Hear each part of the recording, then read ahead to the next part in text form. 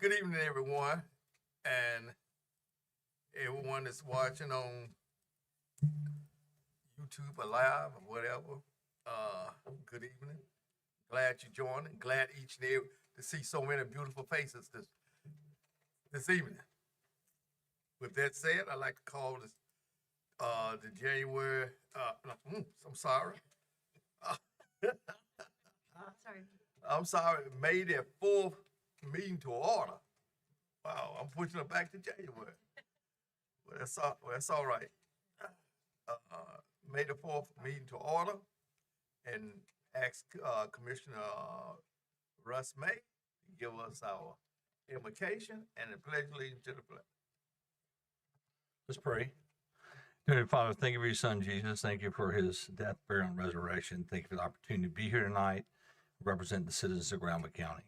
I pray that we will use the appropriate wisdom, guidance, and direction that you provide us, Lord. I pray that our decisions will be wise and be God-honoring. Look after our community, look after those who protect our community and those who protect our country. Thank you now, Lord, for allow us to have a good evening of discussion and debate, and that we make the right decisions. In Christ's name I pray. Amen. Amen.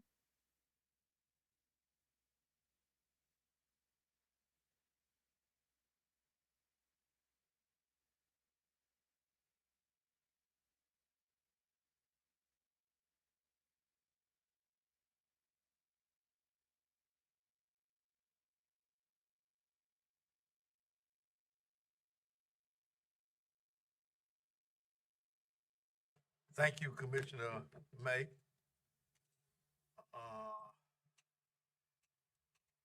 Can I get a motion to approve the agenda?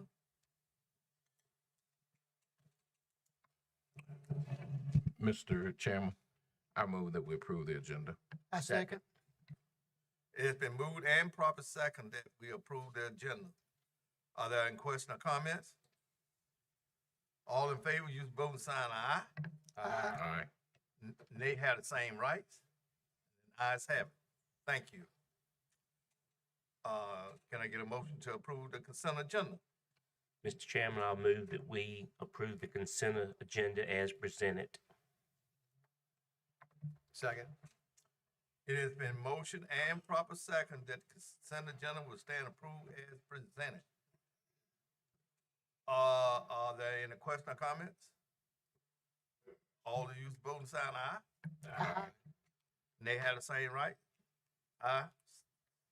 Stand approved. Okay.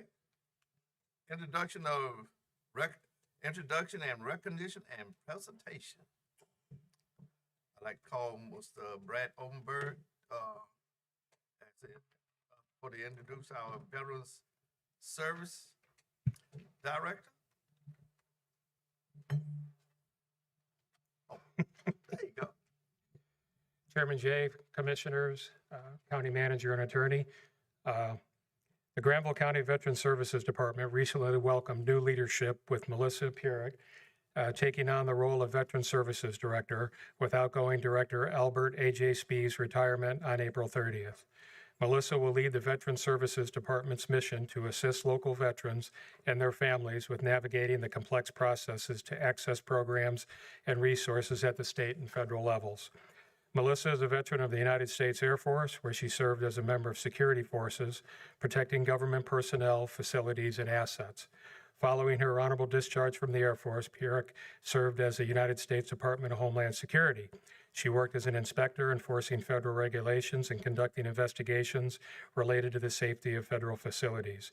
In 2009, she entered the private sector as an operations ramp agent and customer service manager with Southwest Airlines, primarily at Raleigh-Durham International Airport.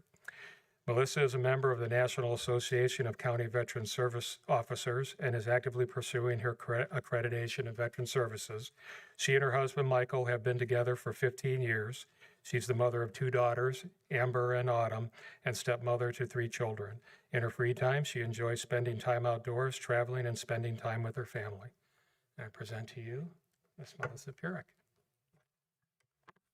And before we give Ms. Purick the mic to say a few words, I want to also welcome her on behalf of County Administration. she has a great combination of military experience, customer service experience, and I think the compassion that is needed to carry this job forward, and we're really glad to have her. Thank you. Good evening. Thanks for the Board of Commissioners for the warm welcome. It's truly an honor to serve Granville County and our veterans. As a veteran myself, this role is very meaningful to me, and I look forward to working with each and every one of you and to help support those who've served our country. I recognize there will be a learning curve, and I'm ready to take on it fully, committed to serving veterans with excellence. Thank you again.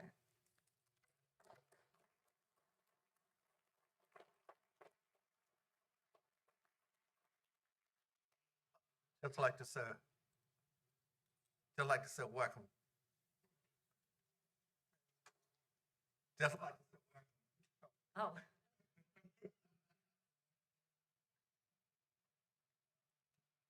Oh, I'm sorry. Okay. Okay. Commissioner May.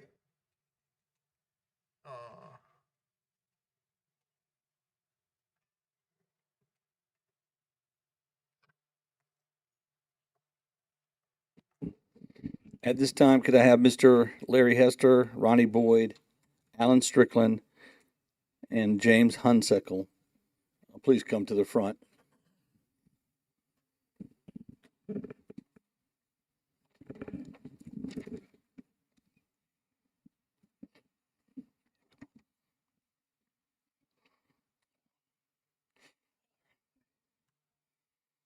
Mr. Hunsickle. Good to see you.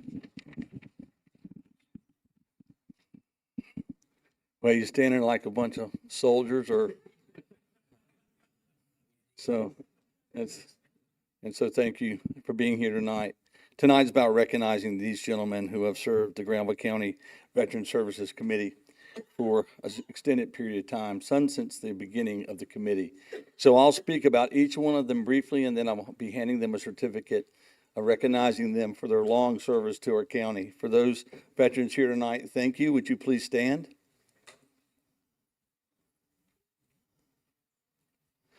Yes, you too as well. Thank you. Thank all of you for your service. Ronnie Boyd. Ronnie has been in many capacities in the committee through his 13 years, including chair and vice chair. Both he and Jimmy Hunsickle, being recognized this evening, are two remaining founder members of the committee since its inception in 2013. Ronnie has been involved in many subcommittees, including Annual Veterans Appreciation, Military History Show, and one of the most proud of, the Veterans Stand Down at the Butner Armory. Always arriving early to set up the tents at communities and events. Ronnie has been in the committee and the house cook for a variety of events and prepared hundreds of hot dogs for the veterans and guests and stand down. Most recently has provided food for the ROTC multi-county fitness competitions held annually at JF Webb High School.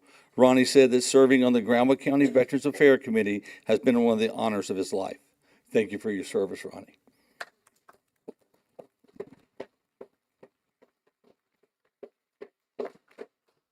Jimmy will be remembered for his quiet but ever dependable presence on our committee, always making himself available to attend our special programs for veterans, such as the Annual Veterans Appreciation and the Veterans Health Resource Fair, along with the community events at which he is often the last remaining male to disassemble the tent and table and set up.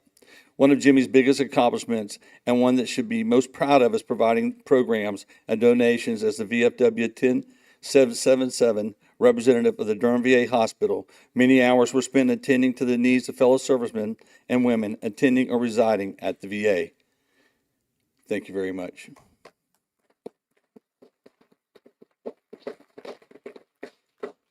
Alan Strickland.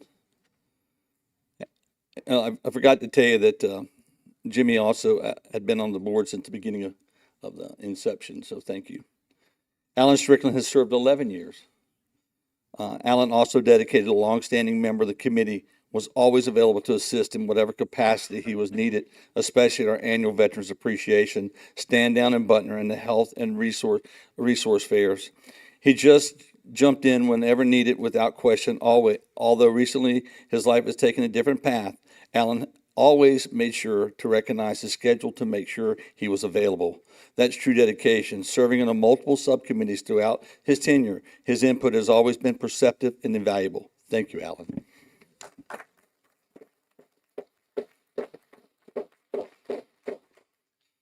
Larry, or Command Sergeant Major. I made sure I got that in, Larry. Okay. And the best for last. Larry Hester, he always liked to be known. He likes to be known, has given of himself in many ways through the years, never failing to step up if an individual donation was needed for a veteran. He always is willing to contribute without asking. He has provided financial donation in other ways, such as providing Eagle statues as gifts for special guests and special events. Individual recognition should be given to Larry for providing annual awards to the top 2 ROTC student candidates at JF Webb High School and South Granville High School. It's a tradition which will continue even though he's no longer part of the committee. So I'd like to tell each of these gentlemen that it's been a pleasure to serve with you. You have served with integrity and honor. You have always been there. Yeah. Okay. I didn't forget to say this. I would expect that from a sergeant major. But thank you so much for your service and thank what you've done. Let me give you some certificates now for your service.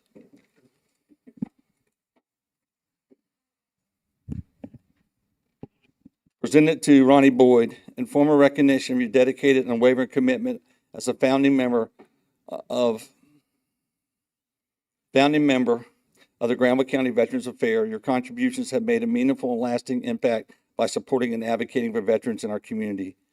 Your selfless time and leadership have helped strengthen the services and resources available for those who have served our nation. We honor and thank you for your service. Thank you, Ronnie.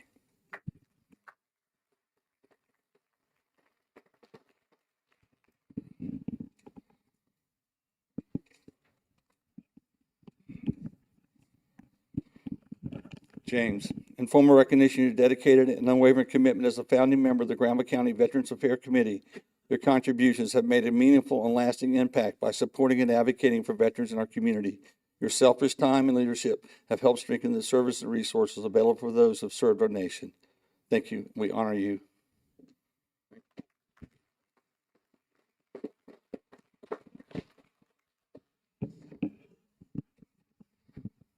Alan. Again, in formal recognition of your dedicated and unwavering commitment as a long-serving member of the Granville County Veterans Service Affairs Committee, your contributions to the mission of the committee have significantly enhanced the support and services provided to those who have honorably served our nation. Thank you.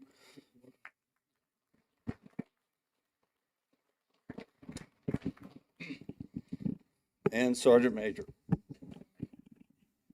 in formal recognition of your dedicated and unwavering commitment as a long-serving member of the Granville County Veterans Affairs Committee, your contributions to the mission of the committee have significantly enhanced the support and services provided to those who have honorably served our nation.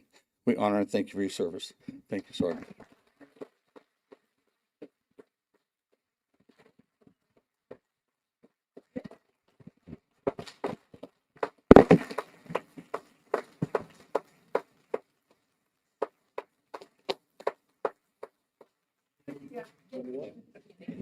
Thank you. Yes, sir.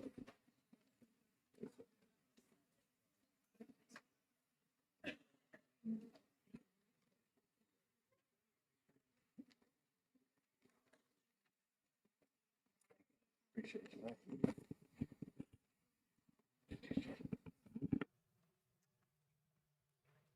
With that, we'd like to call Miss Vanessa Taylor down for recognition for Miss Laura Thompson of retirement.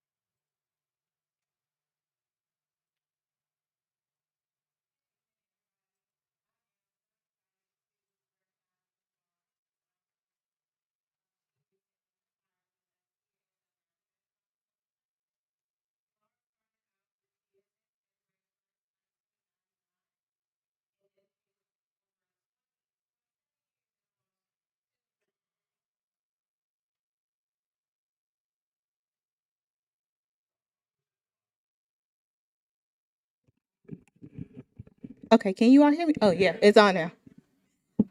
Again, good evening, everybody, and we are here to recognize Miss Laura Thomas. She has dedicated 27 years to Granville County, with Granville County DSS specifically, in the Adult Medicaid Department. Laura started out February 1st, 1999 within DSS. And this recognition feels extra special for me because when I started out with Granville County DSS, I actually supervised the team that Laura was a part of. And so I feel very, very honored to be able to present this to her and to be able to recognize her tonight. She had so much knowledge, expertise, compassion for the citizens of Granville County within the program that she worked in that was for the aged and disabled population, and just the amount of passion that she truly showed to the residents, helping them apply for services within adult Medicaid. I am just truly honored to be able to recognize her tonight. And so I hope that your retirement is amazing. I hope that you get some rest and that you are able to just enjoy yourself. And I hope that when I speak on behalf of all of DSS, I hope you know how appreciative, how honored we all are to get to know you and to be able to work with you. And so I just want to say on behalf of DSS and Granville County, thank you for all that you've done.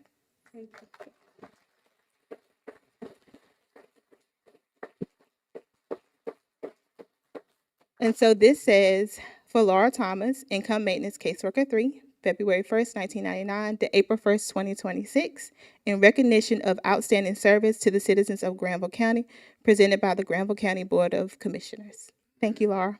Thank you. Did you want to say anything? Good evening, everyone.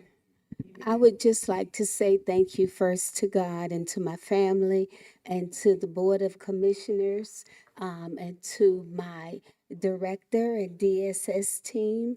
And especially I'm thankful for my adult Medicaid team because we are a family. And I'm just so appreciative and I thank God for letting me see this day and for all of you. Thank you, Laura. I'd just like to say on behalf of the Board of Commissioners, we appreciate all that you have done and wish you well and wish you happy retirements. Enjoy the things that life that present to you now.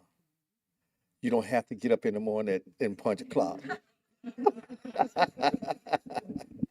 Thank you for all your service and all that you do, and along with your family for putting up with you, putting up with you, allow you to come to work and do the things you do for the county. And we appreciate every bit of it. Thank you.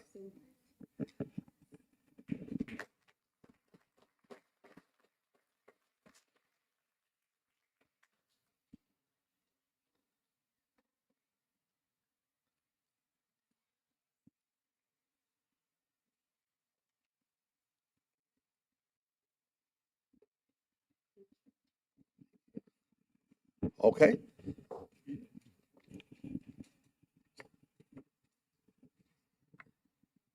Mr. Chairman, as you come around, if I might just say, as Ms. Thomas is taking her seat, in addition to her skill set, she has the perfect personality and disposition to work with our people, and she'll be missed greatly.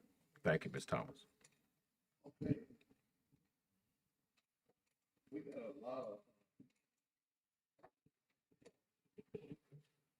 We got a lot of proclamation to give right now. Right now, we're gonna call on Commissioner Goose to come around and do the proclamation for the nursing. Our nurse. There's probably for honor of National Nurse Week.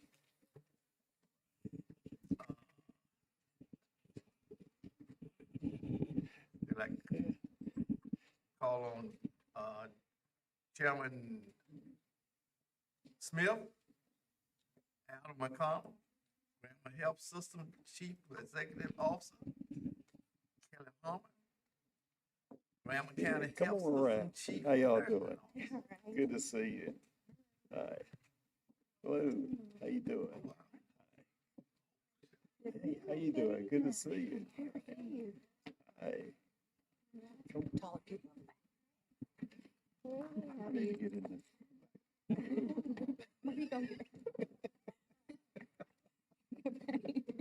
All right. Let's see how we're gonna do this. I got my cheat sheet here, the one with the big letters where I can actually see it. And this proclamation is recognizing Nurses Week, May 6th through 12th of 2026. And it reads, whereas nurses care for people in our community every day, providing steady, compassionate, and skilled support when it is needed most. And whereas nurses serve patients and families across hospitals, clinics, and nursing homes, often during challenging and uncertain moments, offer not only clinical care, but reassurance and presence. And whereas the work of nurses is essential to maintaining access to care, supporting recovery, and strengthening the overall health of our community, and whereas the need for nursing care continues to grow, making it important to support and sustain the nursing profession for the future, and whereas National Nurses Week, observed May 6th through 12th, 2026, across the United States, is a time to recognize and thank nurses, and Granville Health Systems joins in the recognition and appreciation of nurses who serve our community. Now, therefore, be it resolved that the Granville County Board of Commissioners hereby proclaims May 6th through 12th, 2026 as Nurses Week in Granville County and encourages all residents to recognize and thank the nurses who care for our community. And be it resolved that we express our appreciation to nurses not only during this week, but throughout the year. And this is adopted this the 4th day of May 2026. And I'd like to present this to our chair, David Smith. And thank you. And to Adam and Kelly and all the nurses here. We thank you all. You guys are the ones that do the work and take care of the people of our county, and we appreciate it. Thank you so much. Like to say anything?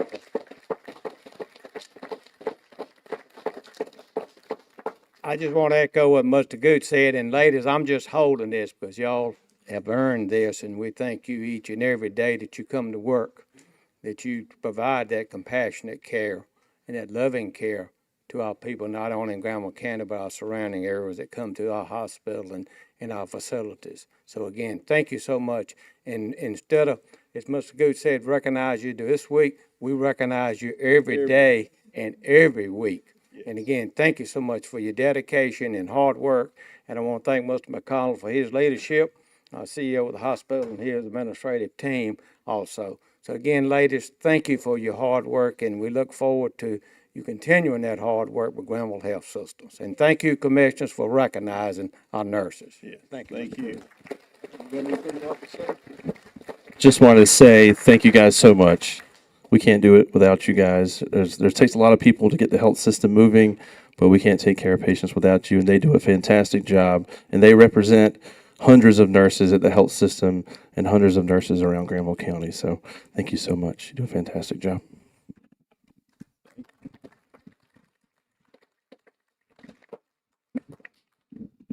Would you like to say something? I'll say one.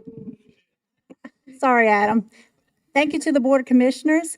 Thank you all to this great nursing team. I'm so proud to work with my colleagues. Thank you all. We're going to be kicking off Nurses Week, as Mr. Smith, Mr. Gooch said. So again, thank you for the recognition, and we are so proud to serve such a great community. Thank you again.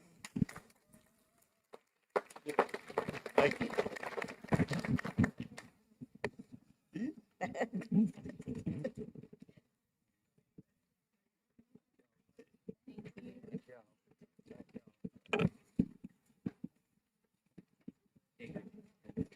How does this thing work? Is it on? It's on.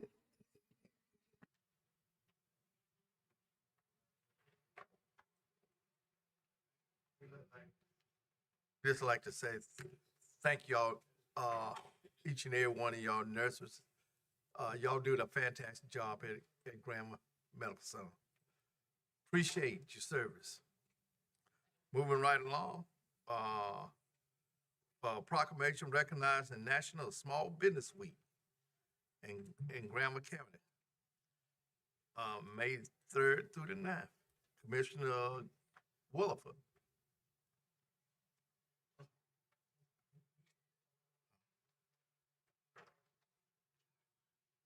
Oh, Charlotte, would you come forward?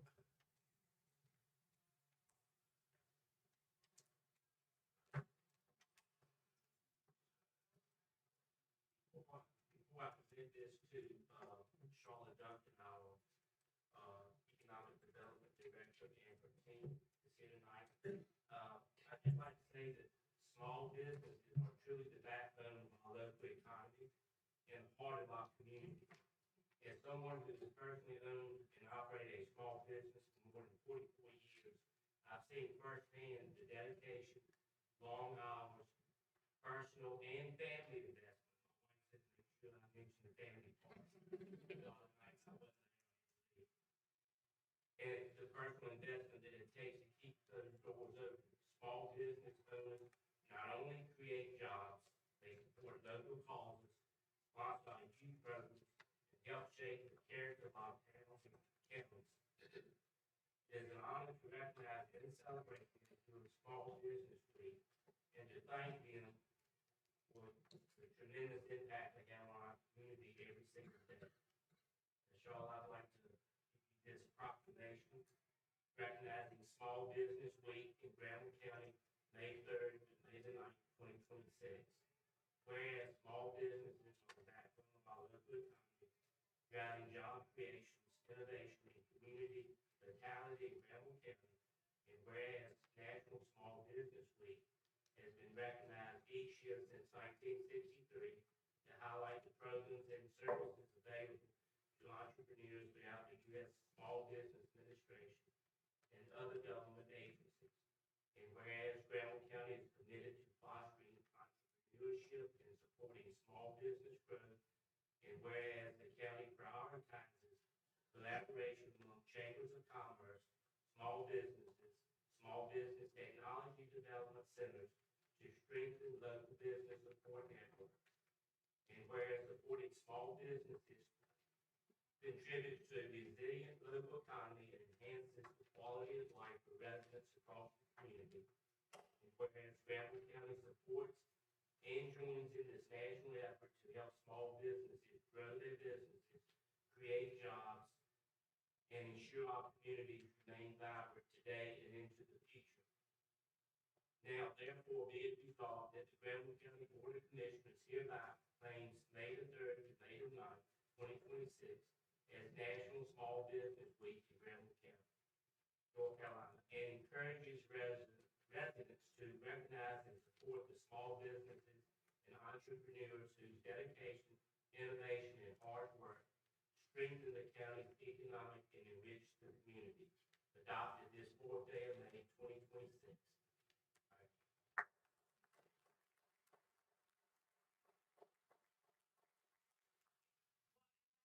Shout out my team members, and then you guys are going to come up for this next one. But we are trying to make sure that we're really focusing on our small businesses, and particularly Stephanie Velasquez, who is working closely with our more micro businesses, and Joe Dre, who's scaling up a little bit for, depending on whose definition, small businesses can go up to 500 employees, really. So we do want to make sure that we're taking these words as folks who work with businesses to the folks making investments in our community. That's something that's really special. It's no small task. And so we are right here with you saying thank you to those small business owners who chose to make this investment.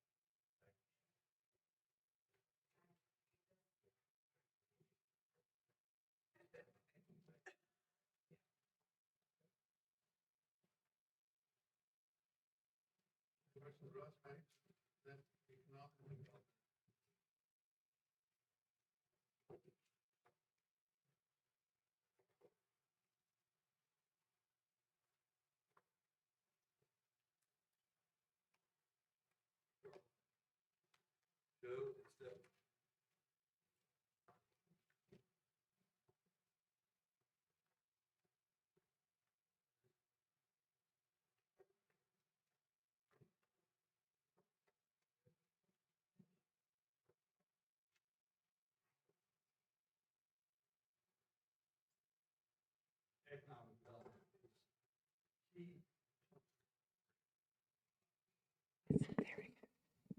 Hello?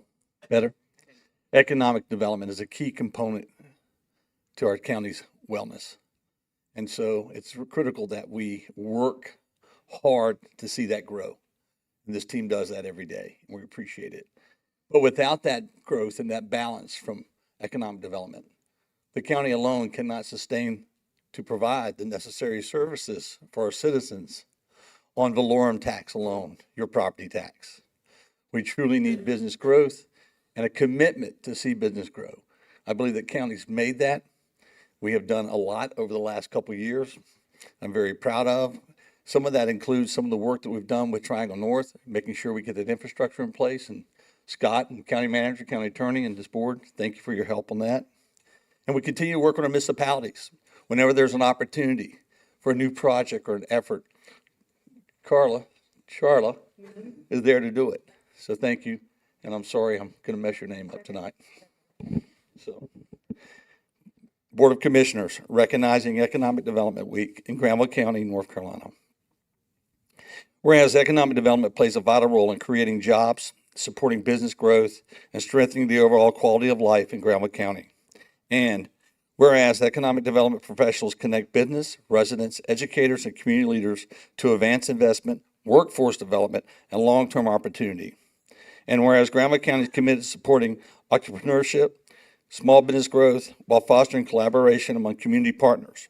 And whereas the county continues to focus on recruiting industries and supporting and retaining existing employers, including key sectors such as manufacturing. And whereas the county continues to focus on recruiting industry and supporting and retaining existing employers, including key sectors such as manufacturing. And whereas Economic Development Week provides an opportunity to recognize these efforts locally while joining communities across the country and celebrating the impact of this profession.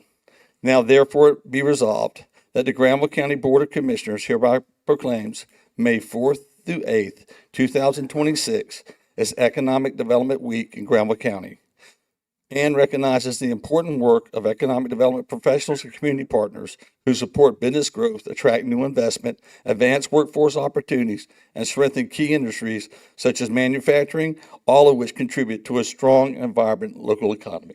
Thank you for what you do.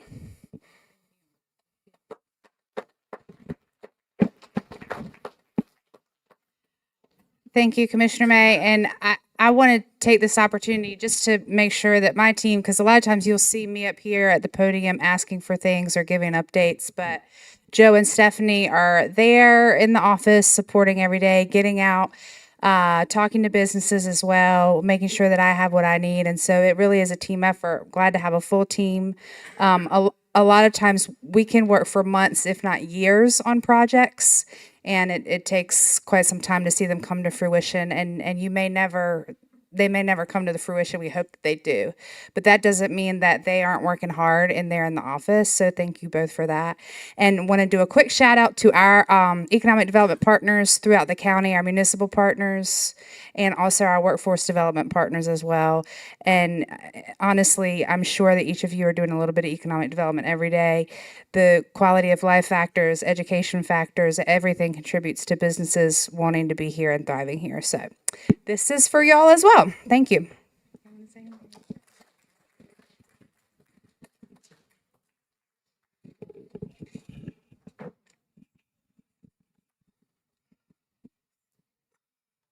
Our next is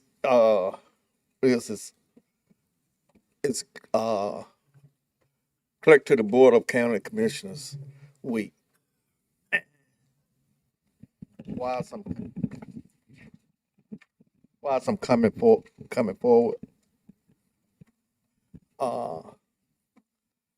we're gonna ask Jessica, would she come forward?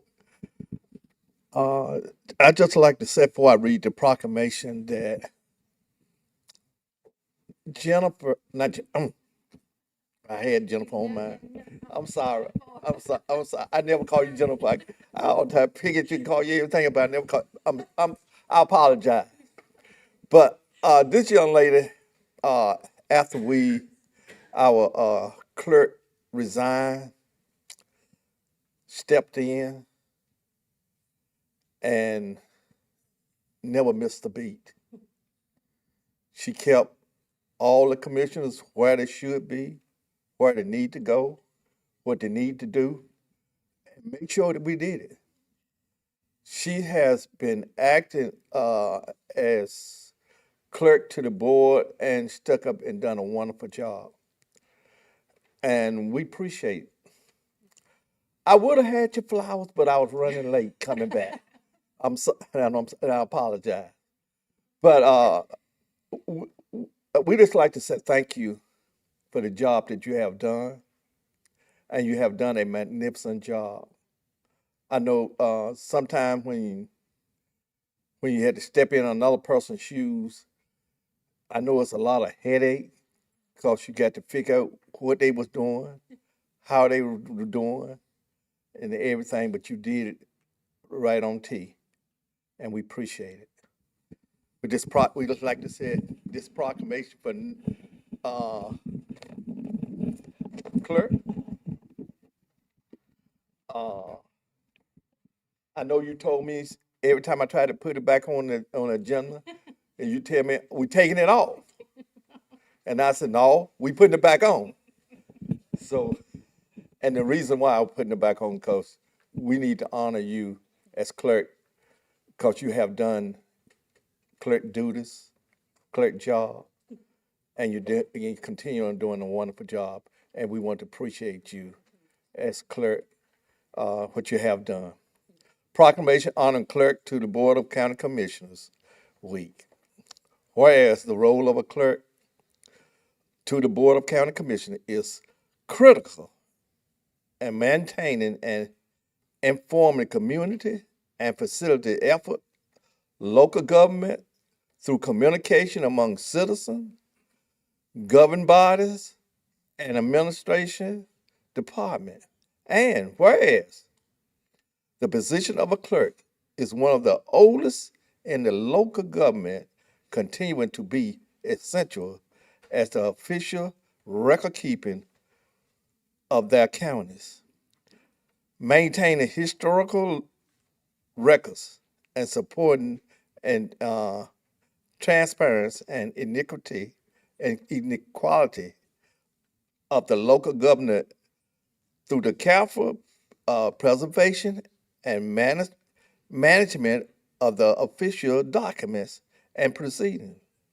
Whereas these professionals plays a vital role in ensuring compliance with North Carolina's general statutes while managing sensitive records and in coordinating an essential administrative function of the board of the commissioners. And whereas the clerk enhanced their professional skills through activities participation in North Carolina Association of County Clerks to the Board of Commissioners, which is partnership with the University of North Carolina School of Government and International Institution of Municipal Clerks Office, national recognized certification programs and continuous professional education. And whereas clerks, through their dedication to professional development, not only improve the efficiency of their office, but also bring positive recognition to their counties by participating in advancing education and obtaining profession-related certification. And now therefore be it proclaimed by the Granville County Board of Commissioners that May the 3rd through May the 9th, 2026, will be recognized as clerk to the Board of County Commissioners Week and extend its appreciation to interim clerk to the board, Jessica Burnett Todd, and to all the county clerks for a valuable service they perform and their extraordinary dedication to the county they represent. this 4th day of May, 2026. Thank you for all that you do.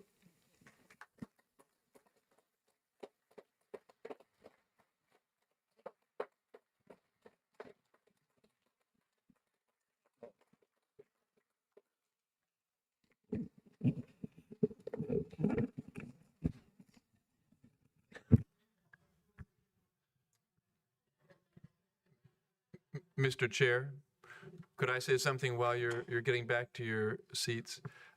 I just wanted to add my voice to that nice long proclamation. I think most people in the public have no clue how difficult the job of a clerk is, really, truly. And I don't mean just 7 commissioners when I say that she herds cats all day long. All of us are included, and really there's so many different distinct tasks that she has to manage. She just does a great job. She's been a really quick study in the work. She's so conscientious. She's such a friendly and generous presence in our office. I really appreciate her, and this recognition is warmly deserved.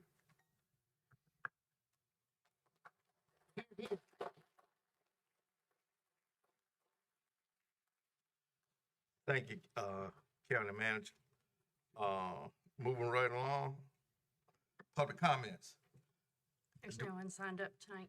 No one has signed up tonight for public comments. Moving right.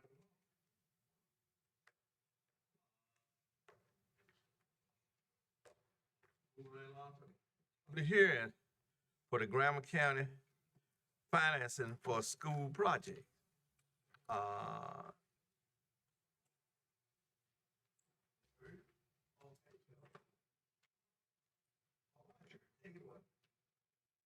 Okay, so I'm here tonight to bring forth an item about financing school projects.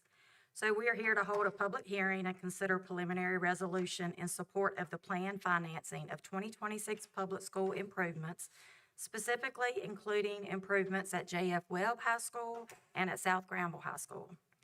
The county has worked collaboratively with the Granville County Board of Education to identify priority capital improvements needed for the public school facilities. These projects will support facility upgrades and improvement at J.F. Webb High School and the South Granville High School to address operational needs, maintain infrastructure, and improve the learning environment for students and staff. The county board has made a preliminary determination to finance these improvements through an installment financing as authorized under Section 160A-20 of the North Carolina General Statute. In this case, the financing will be structured through the issuance of limited obligation bonds, which allows the county's repayment obligation to be secured by a mortgage-type interest in the financed property rather than by any pledge of the county's taxpayer or a specific revenue stream. The county expects that the 2 high school properties will serve as collateral for the financing. State law requires approval of this financing by the North Carolina Local Government Commission, a division of the State Treasury's office that oversees local government borrowings. As part of the LGC approval process, the board must adopt findings of fact supporting the financing arrangement. These findings include determinations that the project is necessary and appropriate, that the financing method is preferable to a bond issue, and that the repayment obligations will be reasonable under all circumstances.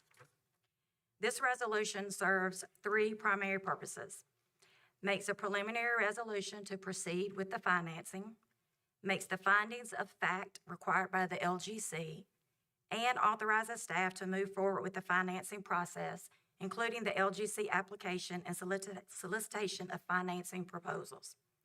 The preliminary amount identified for financing is approximately $15,600,000.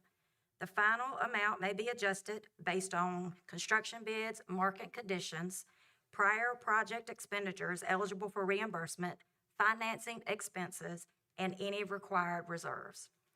If approved, staff will continue working with the county's financial advisor, bond counsel, and the LGC to finalize the financing structure and return to the board with final financing documents for formal approval.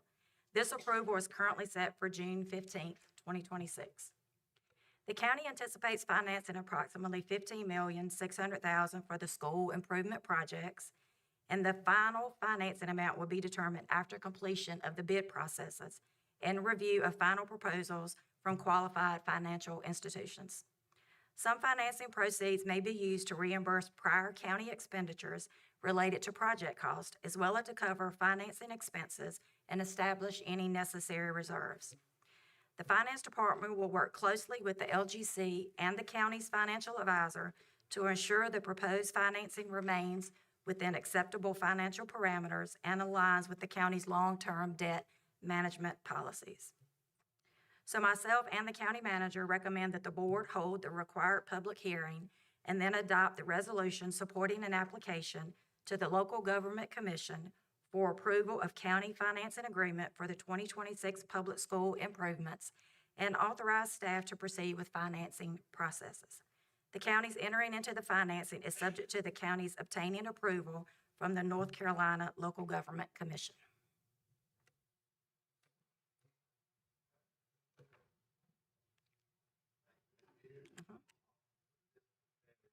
Okay. I'd like to call this public hearing to open, and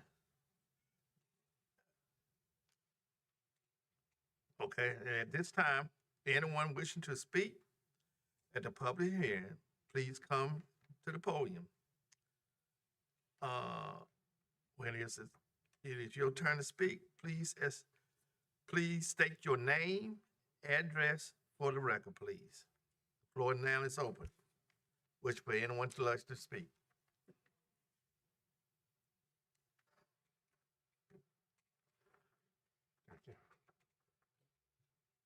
Thank you for holding this public hearing.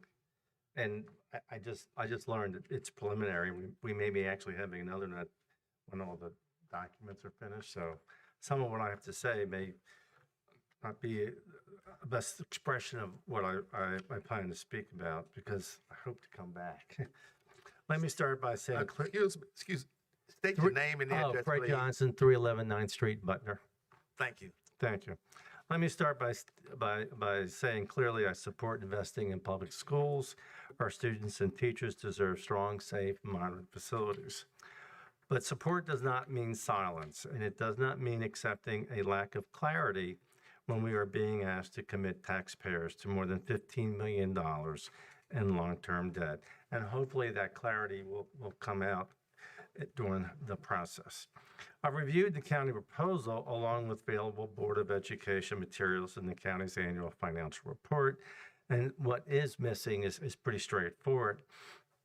There isn't yet, and from what I've just heard now, it will be coming forth, a clear explanation of the full $15.6 million. It has been stated in some of these documents, roughly 3.9 would go to JF Webb, 9.8 to South Granville, and then scattered bid postings for tracks, paving, and athletic-related projects. But these pieces do not clearly add up to the total, and I think she just explained why, and they do not explain what is included under other school improvements, although I am concerned when I hear operational expenses being paid for by loans or bonds. And that matters especially because the financing structure does not require voter approval. And I'm disappointed that this isn't going to referendum, where a bond typically would go to referendum. If the public is not being asked to vote on this debt, then the least we should expect is full transparency about what we are buying. This is not just about $15.6 million decision.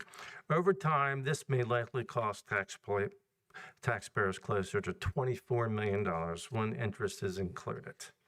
That's nearly $9 million in additional costs paid over time by the people of this county.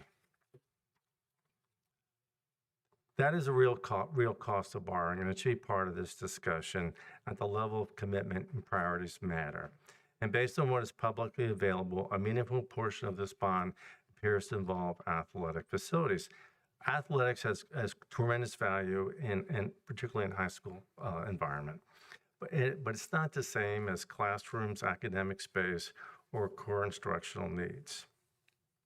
And I would also note this county currently holds approximately, and you've heard this from me before, $35 million in unassigned reserves. According to the county's own financial report, that represents 40% of the annual expenditures, well above the county's stated policy of 30% and well above the local government commission's recommendation of 8%. The county's own policy explicitly allows unassigned reserves above the 30% threshold that could be used for pay-as-you-go capital. So it is reasonable to ask, why are we borrowing and paying millions in interest when we already have funds in our reserves that could cover some or all of it? Holding large reserves while taking on long-term debt may feel cautious, but it can result in taxpayers paying millions in unavoidable interest. So my request is simple. The county has chosen a financial structure that does not require voter approval, unlike a general obligation bond. Given that, transparency becomes even more important. Before moving forward, and I understand from what I just heard, a lot of my concerns and ideas are going to be addressed. A complete project list, a cost breakdown by school, a clearer definition of other improvements, a timeline for delivery, and an analysis comparing borrowing to the use of existing reserves. This is not an unreasonable request, because right now we are being asked to commit to decades of debt without a clear understanding of the project. We should be asked to finance what has been clearly defined, especially when we may already have the means to pay for it. Thank you for your time.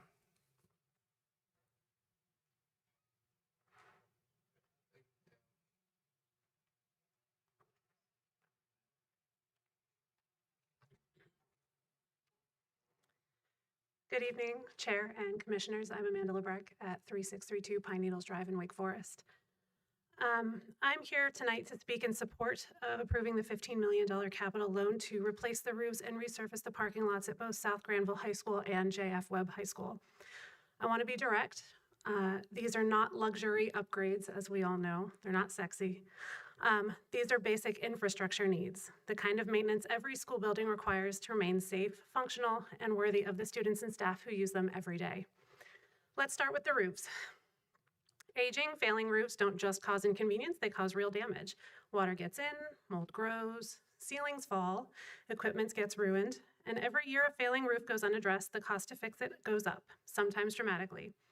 We're not talking about patching a leak, we're talking about protecting tens of millions of dollars in school infrastructure that belong to the taxpayers of this county. Acting now with a planned capital loan is far more fiscally responsible than waiting for an emergency that forces us to draw on the general fund or scramble for a solution mid-school year. The parking lots matter too. Cracked, buckled asphalt is a safety and liability issue for students getting dropped off in the morning, students who are driving in the parking lots, for families coming to ball games and graduation, for staff arriving before dawn. Resurfacing now extends the life of those surfaces by decades and keeps us in compliance with ADA accessibility requirements. I also want to acknowledge something that matters to a lot of people in this county. This proposal covers both schools, South Granville and JF Webb. Different parts of our county, different communities, both getting the same investment. That's the right approach. Every Granville County student deserves a safe, well-maintained building, not just for current high schoolers, but nearly all students matriculating through our school system. I understand that approving a $15 million loan is not a decision this board takes lightly, but I'd ask you to consider the alternative. Continued delay, rising costs, and the very real risk of a facility failure that disrupts the school year and costs far more in the end. Capital financing for school infrastructure is exactly what this tool is designed for. I urge this board to approve the loan and move forward with these projects at South Granville and JF Webb without further delay. Thank you for your time and your service to this community.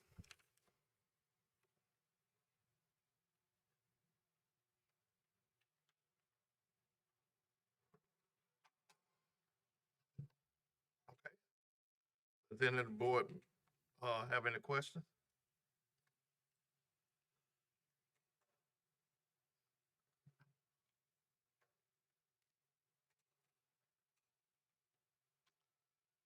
Does the board need further clarification? Saying I declare this board, this public, that was the last speaker, right? I declare this public hearing closed. Does the board need clarification?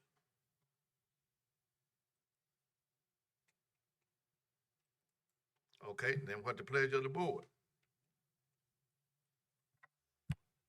Mr. Chairman, I would like to move that we approve the recommendation as found on page 42 of our book and giving our staff the permission to move forward. Mr. Chairman, I'll second Commissioner Codart's motion. It has been moved and proper second. Are there any questions or comment? All in favor? Mr. Chair, I think we need to be clear that we're approving the attached resolution as well. Okay. I made my motion to say include the resolution, Mr. Chairman.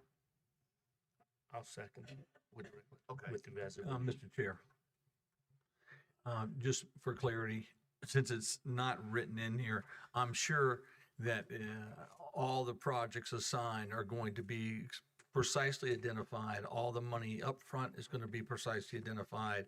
All the financing is going to be precisely identified, and so forth, correct? All of that has been identified and can be provided. I would say also that there is nothing being purchased with the financing that has less than, I think, a 15-year lifespan. So that was one concern that was raised.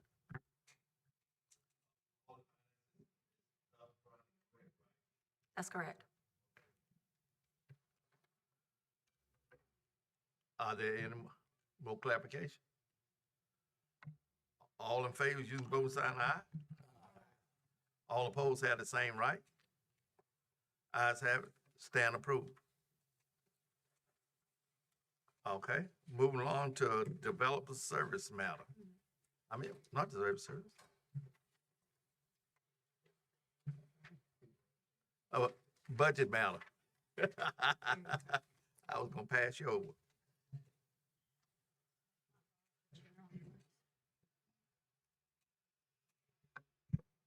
I think this is probably one item we ought to not skip tonight. Okay then, all right.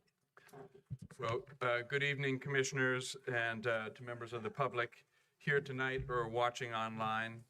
It gives me great pleasure to present to you a no tax rate increase budget that, through a great deal of serious and difficult work, optimizes the use of existing revenue streams to still meet a great number of organizational and community needs. It is a streamlined and strategic budget for fiscal year 26-27. I would like to thank the staff who have helped prepare this recommended budget, especially Deputy County Manager Karina Weichel and Finance Director Jennifer Baird, but also our key finance staff and all the department heads, quite a few of whom are here tonight, and other staff who've helped assemble and support the numbers you will see tonight and in your budget books. Our agenda tonight will begin with a recap of this year's budget, as well as the major issues your staff have been working on this year. I will briefly cover the budget development timeline and also what parts of the process remain for us to complete over the next 4 weeks or so. Then there are the key needs and issues driving the proposed budget. I will highlight key aspects included in the budget and wrap up by boiling this budget proposal down to its essential components for all to see. The current fiscal year budget totals a little over $91 million with an unchanged tax rate of 63.1 cents per hundred valuation and an unchanged fire tax rate of 6 cents per hundred valuation. In the current year, Granville County has continued to fund annual capital needs at Granville County Public Schools at a rate more than double what we were doing just a few years ago. And annual operational funding for the schools has continued with moderate increases year over year as well. In the current year, we achieved our multi-year goal of raising our 401k match rate to 5% for non-sworn positions, a level standard for local governments in North Carolina. And employees did receive a moderate cost of living adjustment, as well as performance-based merit increases of up to 4%. We did add a couple of positions in or during the current fiscal year, including an elections specialist, a local foods coordinator supporting an extremely wide variety of food security and farming related programs, and a new fire commission administrator who started last month. 70% of the costs of that position are covered through the fire tax and 30% through the general fund based on expected workload. In the current year, both the economy and the policy environment have been unsettled. Interest rates have not decreased much, and due to the conflict with Iran, fuel prices and other prices have surged for everyone, including Granville County residents and Granville County government itself. H.R. 1 at the federal level has created new costs and uncertainty here at the local level, particularly in our Department of Social Services, and for the Granville County residents we have traditionally served through those programs.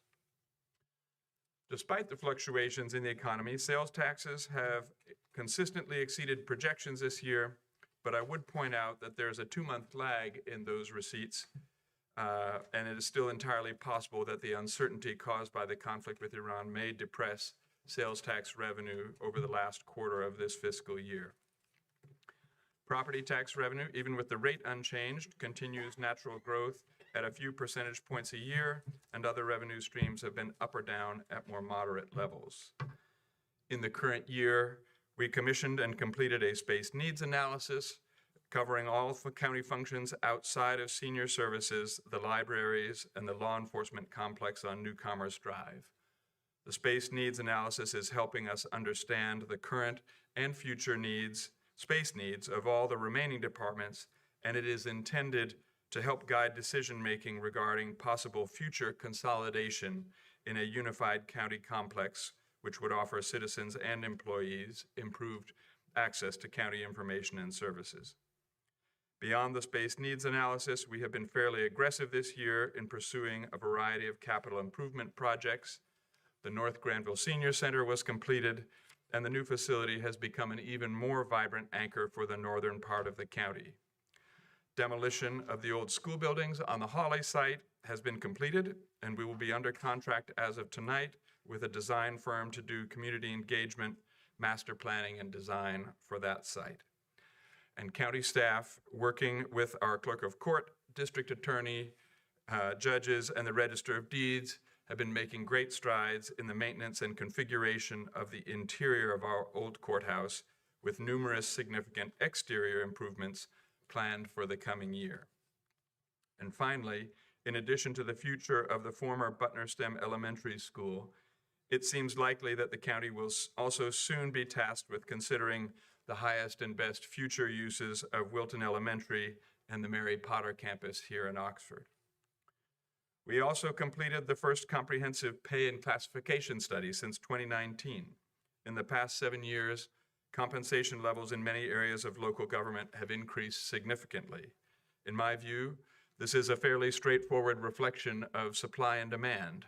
If we want high-quality employees with very specific skill sets, employees who are not often in great supply, we have to pay significantly more than we used to.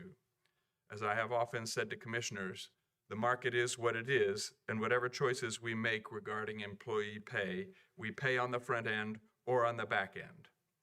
If we were not willing to pay close to market rates, for example, for mission-critical server and network administrators in our IT department, we would end up with a less robust and more vulnerable network that would malfunction more frequently and be more susceptible to attacks by bad actors.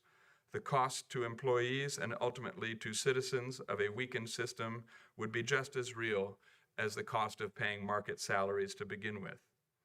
More later on our strategies to implement the recommendations of this study. Finally, we had a number of high-profile department head transitions noted here on the slide. My philosophy is that whatever the reasons for such transitions, each transition also represents an extremely important opportunity for this organization to continue strengthening itself with new skills, new energy, and new leadership. Most of these positions have been filled, but we also want to be careful to take our time and do it right. I don't want to spend too much time on our budget calendar. Suffice to say, however, that the full development of each year's budget takes many months of dedicated work on behalf of quite a few people. Staff, including me, do multiple detailed reviews of each department's proposed budget. Underspent lines and unusual spending patterns get extra scrutiny to see what we can tighten up.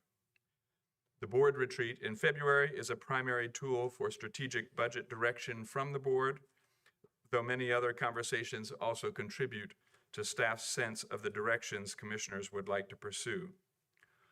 Ultimately, I do believe that the budget to be presented tonight is the budget the county needs and is the budget that commissioners directly and indirectly have indicated they desire. That said, it's not possible for a nearly $93 million budget reflecting the work of 27 departments, meeting a variety of needs in our community, to get all the details just right. I know that commissioners and members of the public will have many questions and ideas relating to this proposed budget, and rightfully so. Staff are ready for those conversations. To discuss and answer those questions, we have 3 full-day budget work sessions scheduled next week, and also a public hearing 2 weeks from tonight, where members of the public can comment on the proposed budget. June 1st, 2 weeks after the public hearing, is the date we're targeting for adoption of the final budget for next year. Should we need more time, we're not statutorily bound to adopt a budget until the end of June. Okay, moving on to the backdrop for the coming year's budget. There were several key factors integral to the creation of this year's budget. First of all, commissioners were very clear that they preferred a recommended budget without any tax rate increase. And at least with the recommended budget being presented this evening, that goal has been achieved.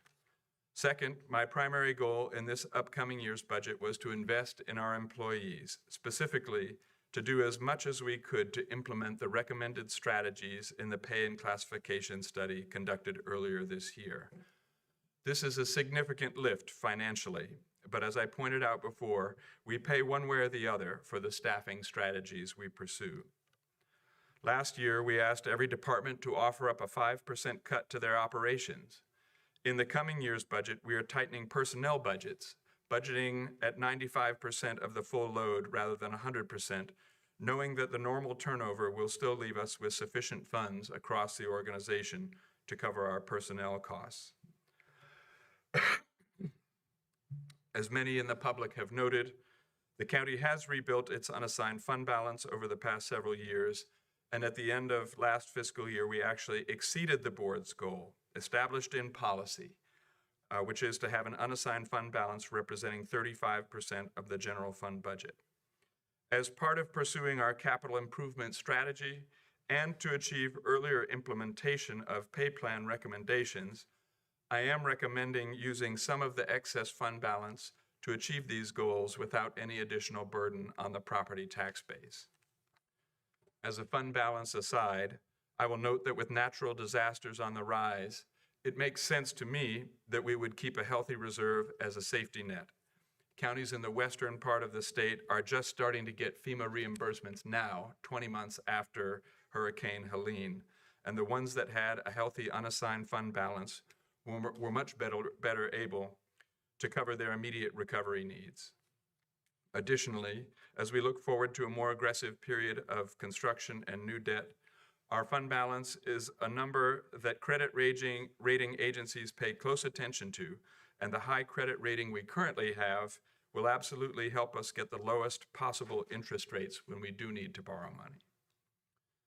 Finally, and as noted before, we find ourselves in a somewhat uncertain economy and also a somewhat unstable political environment. H.R. 1 and other changes at the federal level are having ripple effects in Granville County. The state legislature has passed a number of bills in the past several years which have significantly impacted local governments, and they are currently considering a range of actions related to property taxation that could have major negative effects on local governments and their residents in future years. If the legislature takes away or severely limits the tools we have to fund core county functions, there will be no alternative but to make serious and painful cuts to those services. And throughout the county, we continue to contend with the double-edged sword of development pressure and growth. This growth can bring jobs and tax revenue and new opportunities, but it can also bring stress and cost and changes to our environment that not everybody favors. The county commissioners and I are all conscious of the levers we still have to impact this growth. We have to be conscious of the levers that have been taken away by the legislature, and we're also conscious of the competing values of private property rights, which we know our residents attach great importance to, and protecting the character of this wonderful county. It's always a good time to remind ourselves and our residents about our various revenue sources, and this is a new chart staff have prepared to show our mix of large revenue sources over time, with the single largest source being our property tax at nearly 62% of revenue, followed by sales and other taxes adding up to a little under 20%. The thin gray line along the top is fund balance usage, which local governments often use as the final balancing revenue in a budget where we know we won't spend every last dollar. Outside of the property tax, which we control until the state legislature says otherwise, and which is a very stable revenue source growing at a few percent per year, sales taxes are the next largest revenue source for the county. They do continue to increase, bringing in an average of almost $800,000 new dollars every year for the last 5 years.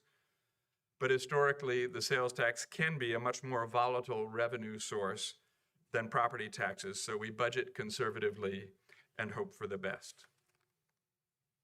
So, with the noted projection for sales tax growth and moderate 2% natural growth in the property tax base, with the reduction in personnel costs across the board, as well as other reduced expenditures, and with the spending down of unassigned fund balance in excess of our 35% goal, I am pleased with the overall revenue picture and its ability to support next year's proposed operating budget without a tax rate increase. On the capital side, reductions in existing debt service, as well as the 2 cents dedicated last year to capital, continue to help us meet our capital commitments to the school system, Vance Granville Community College, and both current and future county capital projects. On the expenditure side, a number of key needs are driving our strategy this year. First, we must maintain stable county operations, which means we need to maintain sufficient staff and adequate facilities to provide programs and services, many of which are mandated by state statute. We have to provide adequate public safety functions across 532 square miles. In Granville County, we pride ourselves in self-sufficiency, but when someone's loved one is having a heart attack, they do not want to hear that we don't have enough ambulances to get to their part of the county quickly. Granville County is also required by statute to provide sufficient local funds for over 8,500 school children and the buildings that most of them learn in. Even if we're not building new schools, we have to maintain the nearly 1 million square feet of building space they learn in now. The county is on the hook for all of that, and the same is largely true for Vance Granville Community College, the post-secondary destination of the largest percentage of our high school graduates. Granville County pays 25% of the main campus facility expenses and 100% of the South Campus expenses, and it adds up. Developing and funding and implementing a plan to meet our community's longer-term capital needs is also an important part of this proposed budget. And finally, as a major part of maintaining stable operations, we must be competitive in our efforts to recruit and retain talent. If we lose 20 or 30% of our staff in a given year, the remaining staff get burned out even more quickly trying to cover the existing workload, even as they try to train the new folks. The more that happens, the more of them will soon be looking for ways to exit. And in this job market, with unemployment still at historic lows, good employees always have options. And that leads to my next slide, which goes deeper into the methodology and implications of our recent pay and classification study. This fiscal year, as I mentioned before, we undertook our first comprehensive pay and classification study in 7 years, the purpose of which was to review the internal equity of our job classifications and also to see how we stack up against our competitive market. Working with the Piedmont Triad Regional Council, which works with many local governments across the state, we took a deep dive into the work of each position at the county, and also, at least for positions that are directly comparable, we compared our pay to that in other local governments in our region. The chart on this slide may help you understand another reason to conduct this study and adjust employee pay accordingly. Implementation of our last pay and classification study, in the most basic sense, caught us up with inflation that had happened before 2019. Inflation since 2019 has totaled roughly 26%. Our periodic cost of living adjustments have only covered about a third of that, which means that even with merit raises, most employees are simply treading water and barely keeping up with the rising cost of living. Generally speaking, the only ones making a bit more in real terms are those who have benefited from some of the targeted pay adjustments in public safety, social services, and inspections that commissioners have approved in the past few years. There are many county employees who do not fall into one of those categories and are not really making much more today in real terms than they were 6 years ago. For the most part, the results of this study were not very surprising. They generally showed that we were behind the average of our competitive market for the majority of our positions, and that some were more behind than others. This differential movement is partly because the market does work differently in different sectors, but also because the actual work of certain positions can change over time and become less and less comparable with the other jobs in that pay grade. Sometimes they move up, and sometimes they move down, and we had positions do both. Looking at this slide, one might ask about the 31% of employees not slated to get a raise as a result of this study. As I noted on the previous slide, we've done significant targeted work in the past several years to get salaries for certain critical sectors of our workforce up. As a result, we have somewhat less work to do now to make sure salaries in those areas are competitive. Overall, this is still a significant lift, but it is also a critical part of our effort to build a stronger, more capable, more stable, more resilient organization. Those attributes don't come directly and only from pay, but how we compensate is an important part of how we attract and retain the best people who can deliver the top quality services this community expects and needs. Staff and the board did discuss the possibility that budget limitations might not permit implementation before mid-year, but I am pleased that through some use of accumulated fund balance, we should be able to fund these changes starting July 1st. Whenever we start, however, it is true that starting July 1, 2027, additional recurring funds will be required to continue these needed pay raises into the future. The reserve noted at the bottom of this slide is set aside to cover higher starting salaries when we rehire in job classifications that were adjusted through this study.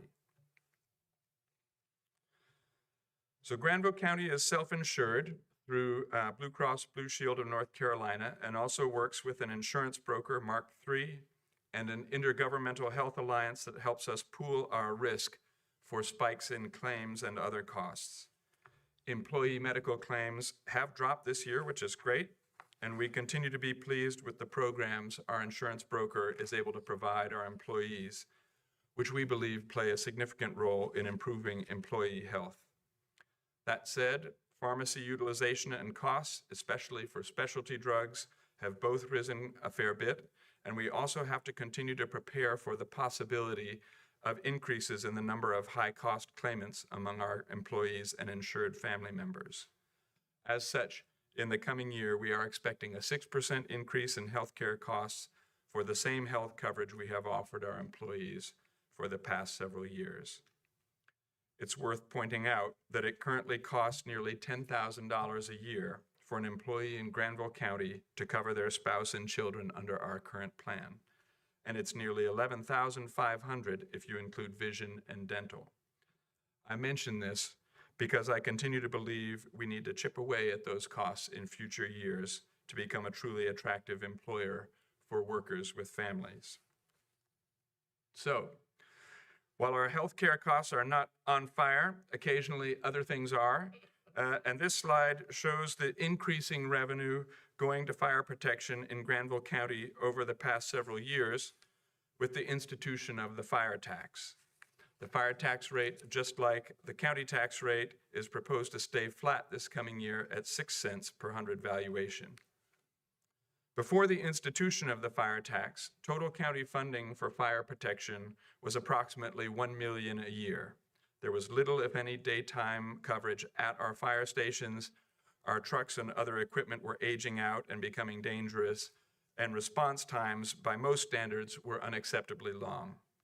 With the institution of the fire tax, all of those things are improving significantly, as our volunteer fire departments are now drawing down 2 or 3 or even 4 times the revenue available to them 5 years ago. The reason there are more significant differences in funding today between the departments compared to 5 years ago is because a significant portion of the fire tax revenue is distributed to departments based on each district's area, call volume, tax value, population, and a number of other variables.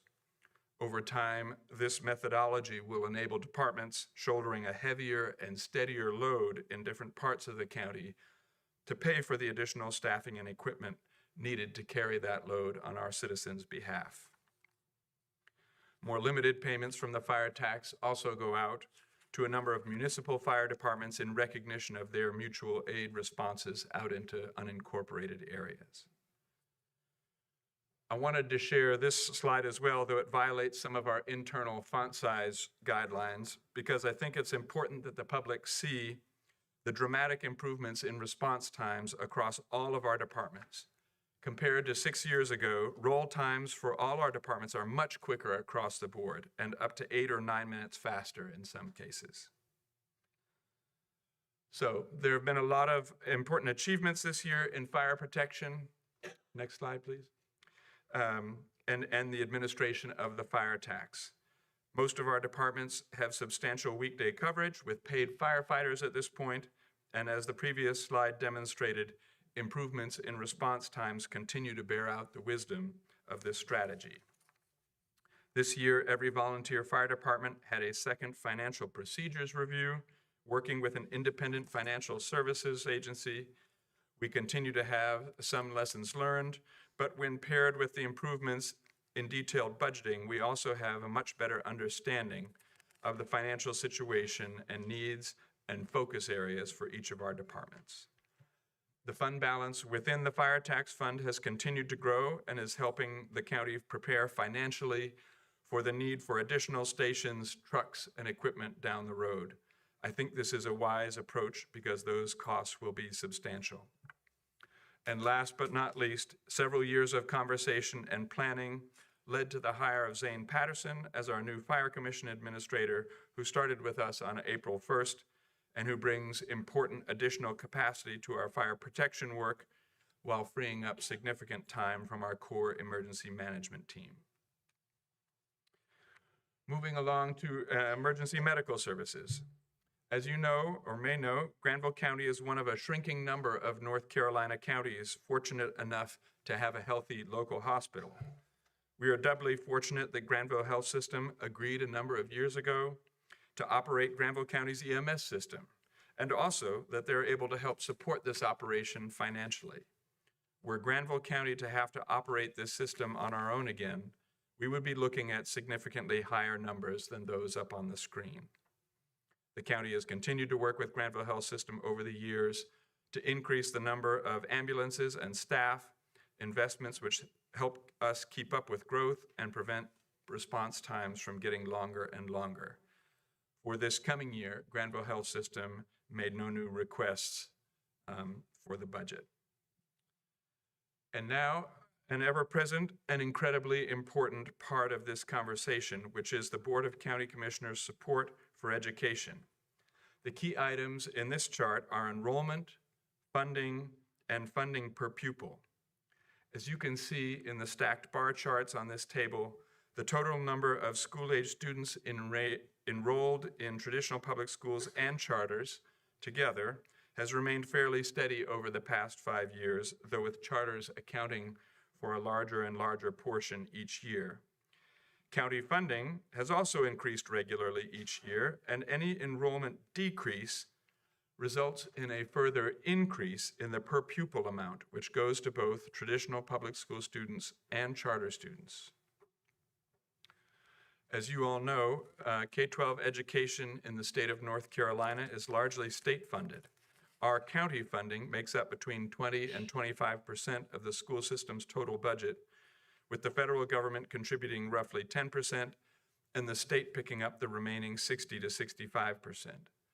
As you also know, the state has not been terribly generous with teacher pay, lottery fund distributions, recognition of advanced degrees, and other important aspects of school finance, which often leaves county governments in the very difficult position of having to fill those holes as best they can or allowing continued underfunding of their schools. Over many years, Granville County Commissioners have met many of those needs by providing substantial additional local funding for the schools to help make up for inadequate state funding. Here you can see the details of this year's proposed increase in operational funding for Granville County Public Schools. The increase for current expense is mostly to cover rising utility and health insurance costs, as well as the cost of applying our local supplement to somewhat higher state-set teacher salaries. The funding for the Leader in Me is to allow Tar River Elementary to explore the leadership program that has been so successful at Wilton Elementary, which will close next fall. Finally, I am recommending $250,000 as a partial payment towards the school's request for funding to continue covering 5 instructional coaches across the district. These were initially funded with ESSER funds following COVID, but the superintendent has found them a very effective way to make sure that younger and less experienced teachers get the support they need to stay on and become more experienced and more effective teachers. Many moons ago, as I think everybody up at the dais knows, I was one of those young teachers, and I will say that this kind of support is something I would have benefited greatly from. When 40 to 50% of new teachers in the United States leave the profession within the first 5 years, I think it's important for all of us to consider both the reasons for that and what we can do to change it. This small investment, in my view, is something we can do here in Granville County to help promote that positive change. As debt service on school buildings has begun to taper off, next slide, there we go. As shown by the blue bars on this slide, the county has substantially increased the annual capital funding available to maintain the existing buildings, shown by the red bars. The red bar showing annual capital funding for next fiscal year would have been just as high as in the current year at $3.25 million, but we anticipate roughly $1 million a year of that funding will pay off the $15.6 million loan spoken of earlier that we're in the process of helping the schools secure so they can pursue new roofs, resurfaced parking lots, and refurbished running tracks at both our Granville County high schools. In this recommended budget, we also continue to meet our capital and operational obligations to Vance Granville Community College, an absolutely critical institution for this community. That obligation includes the full facility operations request for both campuses in which we have a stake, which again is 25% of the main campus needs and 100% of the South Campus needs. Importantly, Vance Granville did not ask for any increase in any category this year. Deferred capital needs at the main campus do continue to grow, with 25% of that eventual cost being our responsibility and the remainder of the responsibility falling on Vance County. Vance County has continued to focus on funding only the most critical items. For our part, Granville County continues to set aside $400,000 per year to make sure we have funds available when it comes time to meet our commitment. Beyond the changes to employee pay and education funding I have already described, I'd like to touch on a few other key aspects of this proposed budget. First, I am proposing the mid-year addition of a new assistant tax administrator. Our tax office has consistently had fewer staff than many comparable departments in other counties, developing future leadership in the department, and supporting our staff as we move into multiple critical tax projects, including the next reval, is one of the most important things we can do as a county. Second, we have heard a lot over the past years about the condition of our historic courthouse. Today, we are planning for long-term renovations, taking short and medium-term steps to add space and capacity for court functions, and adding positions like this full-time janitorial position to make sure our most prominent county building is treated as such. The reallocation of funding currently spent on temp staffing means the net cost to the county of adding this position is only $28,000. Finally, in proposing to convert an existing part-time librarian position to a full-time position with the additional hours spent on outreach, I see a way to better project our library functions out into our far-flung community, and also to elevate a top performer in our library system. There are also a few notable fee changes that I want to bring to everyone's attention.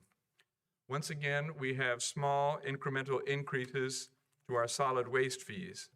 The county's solid waste fund operates as an enterprise fund where the funds collected must be sufficient to cover the cost of program opportunity activities. While the county has done a very good job managing general operational costs, planning for long-range capital needs, and especially complying with an ever-expanding set of state and federal landfill regulations is very expensive. The proposed increases in solid waste fees noted here are part of a multi-year plan to make sure the Solid Waste Enterprise Fund remains solvent and able to pay for expanding requirements in this area. Animal management, or animal control, as it is generally referred to, is implementing a new fee for folks wishing to surrender an animal but unwilling or unable to go through the standard 2-week process designed to divert animals potentially bound for our shelter. Staff will retain the ability to waive the fee and to accept animals immediately on a case-by-case basis. Inspections Department is adding 2 new fees. The first, which is a fee multiple, very standard in other jurisdictions, effectively doubles the permit fee for structures initially built without a permit and going through the permitting process after the fact. The higher cost is both a deterrent and also a reflection of the greater difficulty in inspecting building systems after those systems have been constructed and are often no longer fully visible. Second, with the increasing number of electrified business signs and in acknowledgement of the work required to determine that they are compliant and safe, a new fee for the inspection of such signs is proposed to be added. In addition to a small number of added positions and fee changes, we have a small number of additional operating expansions I want to cover this evening. And as I dive in, I will again reiterate that all of this is being managed with no increase to the county's tax rate. From a budgeting perspective, social services is an incredibly complicated operation. There are myriad state and federal requirements to comply with and varying partial reimbursement rates across the different programs social services has to provide, all of which have to be estimated in advance to figure out what the local budgeted amount needs to be. Effective this coming year, federal legislation known as H.R. 1 has added significant new programmatic requirements for a number of programs and also cut county reimbursement rates for food and nutrition services by half. The impact on our local budget is significant at $435,000, but also far less than it could have been as our social services department repurposes currently funded positions to higher demand areas. Since we launched our fleet program several years ago, the cost to maintain a vehicle has risen sharply across the United States, and I don't have to tell anybody what has happened to the fuel cost recently. Even a static fleet would face significantly increased maintenance and operational costs. The increase I'm proposing for our fleet department will be held in contingency until all details are aligned, but my intention and recommendation is to use part of the additional funding for a full-time fleet analyst who can hopefully take our fleet management and maintenance management to a new level. We are working on a new vehicle policy, and once it is finalized and implemented, remaining funds could be used to continue replacing older, inefficient, expensive to maintain vehicles with new leased vehicles. We also hope to move forward with a number of software upgrades next year. The first one here is for our Economic Development Office and could very well help the Tourism Development Authority as well. Placer AI uses cell phone tracking to provide details about overnight visitors, their home origins, and their length of stay. It also provides insights into how much money visitors to Granville County spend and in what categories. Don't ask me how it works. I couldn't tell you, but it sounds good.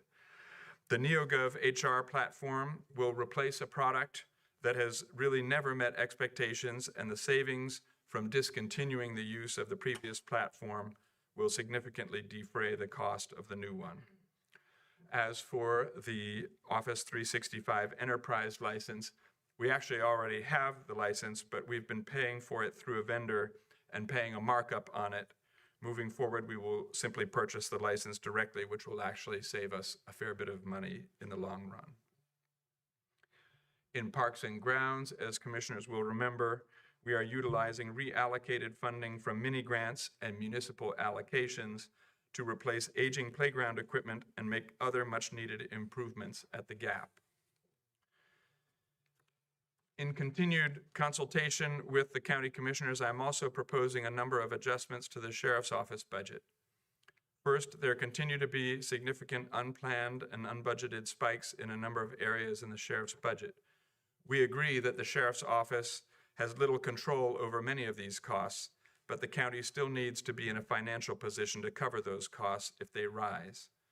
Next year, as with this year, my recommendation is to reserve 5% of the overall sheriff's office budget in the county's contingency for unanticipated needs. And I will clarify again, as I did last year, that this approach has no impact on current staffing levels in the sheriff's office. Additionally, with the closure of 2 schools that had sheriff's office school resource officers assigned to them, one of the positions will be reassigned to become a second needed SRO at Granville Central Middle School, and the other position will be eliminated to help pay for an additional SRO brought on through the Creedmoor Police Department, who will serve Granville Academy and Phoenix Academy, which starting next fall will be housed at the former Creedmoor Elementary building. Finally, and subject to final board approval after work session discussions, the adopted budget may eliminate the specialized court officer pay rate created 2 years ago. The pay rate was designed to enhance courthouse security, but it is unclear whether utilization of this pay rate has focused on achieving that goal at the courthouse. In this proposed budget, our outside agencies are generally held flat with a few exceptions. In this proposed budget, Granville Vance Public Health would receive a small increase for annual operations.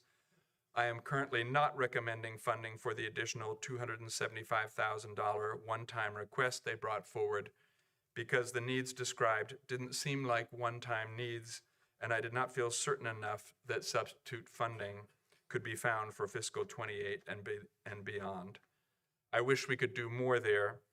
And as with EMS, it is still true that a single county health department would be vastly more expensive than the current model. Despite not being able to recommend funding for this request, I think we should all be very grateful for the grants and partnerships and other creative efforts our public health department uses to leverage outside funding and support of every kind.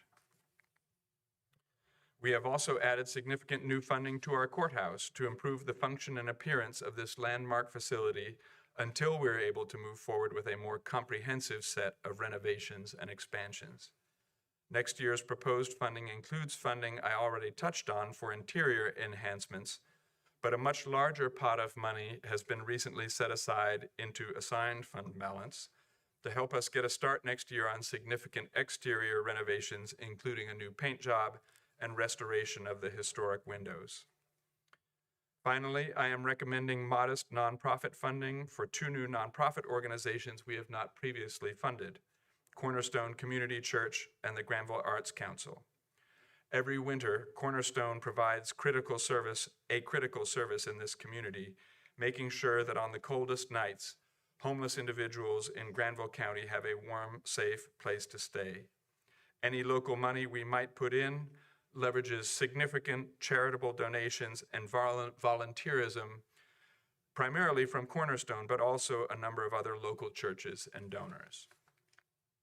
For its part, Granville Arts Council is doing yeoman's work, trying to bring back theater, music, and arts programming for youth and adults in a meaningful way across this entire county. Funding for CARTS, our valued transportation partner, will most likely remain flat in the coming fiscal year.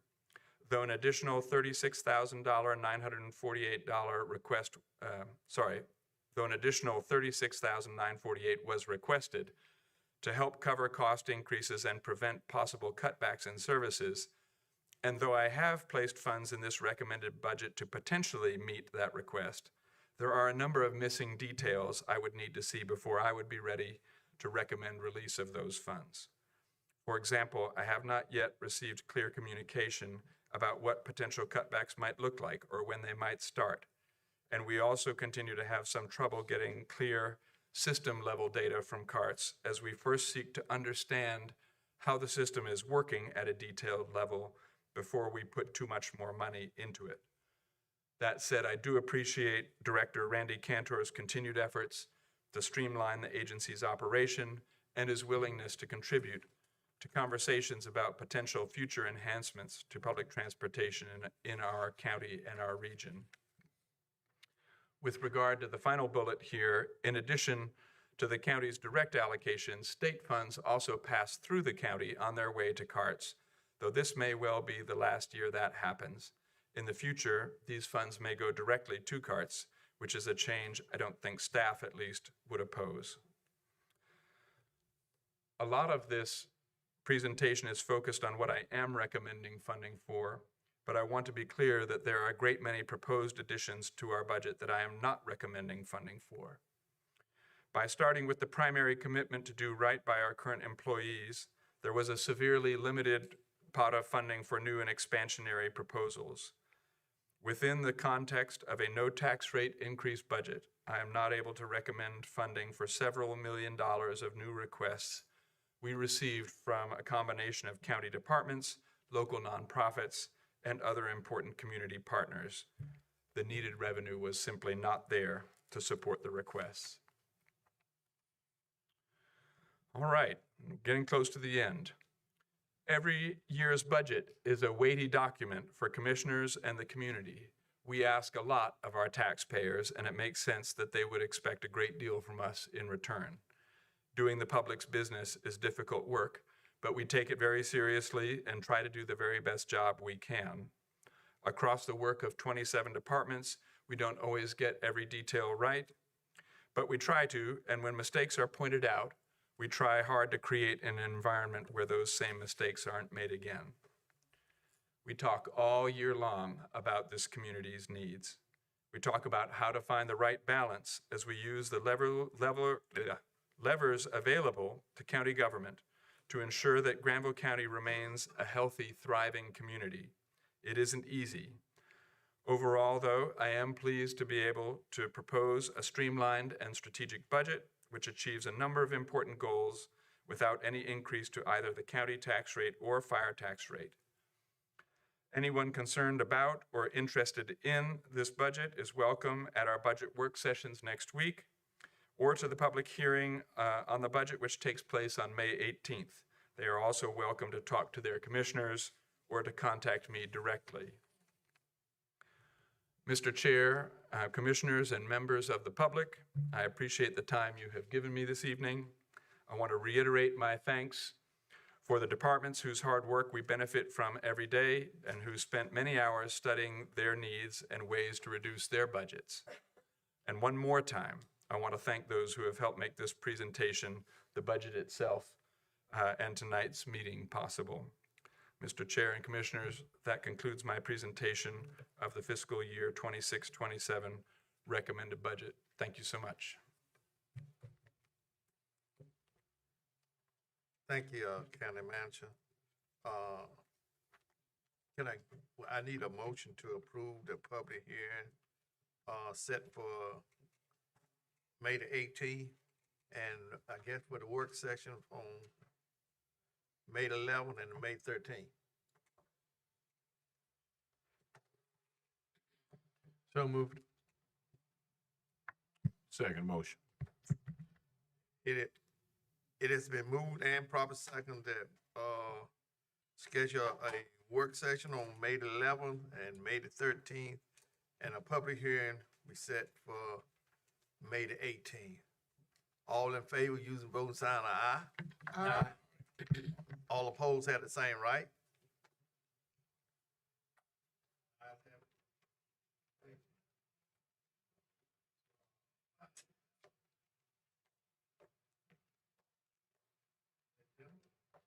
Ms. Jennifer? Thank you. So, coming on the coattails of the budget, I'm here to talk about audit. I want to talk about transparency and accountability. So I'm here asking, considering approval of the Thomas Price Scott Adams and Company contract renewal for our fiscal year 2025, 2026. So the Local Government Commission in North Carolina requires all units of local government and public authorities to conduct an annual audit of their accounts. The scope of the audit includes examining the financial statements of governmental activities, business-type activities, the aggregate discretionally presented component units, each major fund, and the aggregate remaining fund information, including the disclosures which collectively comprise the basic financial statements of Granville County as of and for the year ending June 30th, 2026. So the objectives of the audit are to obtain reasonable assurance about whether the financial statements as a whole are free from material misstatement, whether due to fraud or error. It is to issue an auditor's report containing opinions on whether the financial statements are fairly presented in all material respects in conformity with the generally accepted accounting principles, and to report on the fairness information referred to in the second paragraph, considering it in relation to financial statements as a whole. So Thompson Price Scott Adams and Company has provided auditing services since 2020. The contract for this fiscal year totals $52,750, reflecting a 3.5% increase over last year's amount of $49,750. This adjustment accounts for current market rates and ensures continuity with a firm that has demonstrated reliability in meeting the rigorous requirements of governmental audits. Additionally, please note that the LGC has set the new deadline for audits of December the 31st. The Local Government Commission does not statutorily require local governments to issue a request for proposals for audit services. However, issuing the RFP on a periodic basis is widely recognized as best practice that promotes transparency, competitive pricing, and auditor independence. In alignment with these best practices, staff intends to issue a formal RFP for auditing services during the next fiscal year. This will allow the county to evaluate available firms, ensure continued audit quality, and confirm that the county is receiving the best overall value for these required services.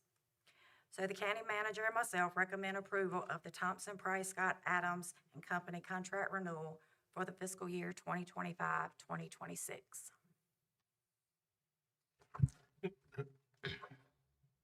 Do anyone have any questions for Ms. Beard? Have a motion. Okay, then I get a motion to approve.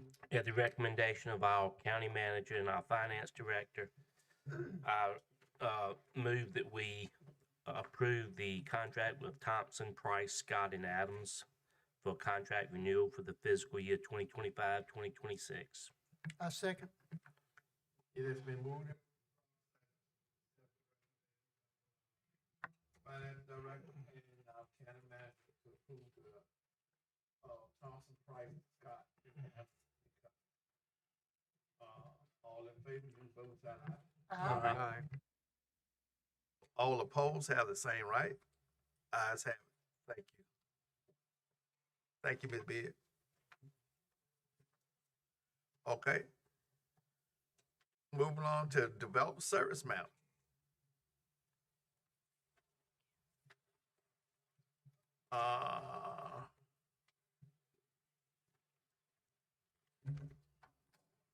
Development service matter, design service contract agreement for GC Halter recreational facility. Scott? Thank you, Mr. Chair, Granville County Commissioners. This request considers awarding a fixed price design service agreement needed for the development of the GC Hawley Recreational Master Plan located at 2173 Brassville Road in Creedmoor. In November 2024, Granville County was deeded the GC Hawley Middle School facility from the Granville County Board of Education. Since that time, the county has demolished the former school buildings, making way for the future development of the GC Hawley recreational facility. To prepare for the redevelopment of the property, the county issued requests for qualifications for design services. In response, we received 22 proposals from architectural firms interested in providing services. Of the 22 proposals reviewed, McAdams, McGill and Associates, and Surface 678 were selected for interview on March 4th. Upon completion of the interview process and discussion between the selection committee, Surface 678 was recommended as a firm of interest and a request for a fixed price proposal for the initial master plan of the phase for the future facility. Surface 678 is a certified MBE firm, was established in 1993 and is based in Durham, North Carolina. It has over 26 professionals, include 10 registered landscape architects, and have produced over 100 local, regional, and national awards. Notable projects within our region include the John Chavis Memorial Park and Tarboro Road Community Center redevelopment for the city of Raleigh, Windsor Chavis Community Center for the city of Greensboro, the Mebane Community Park at the city of Mebane. Other projects of interest include the Southside Center in Nashville and Watauga County Community Recreational Center located in Boone.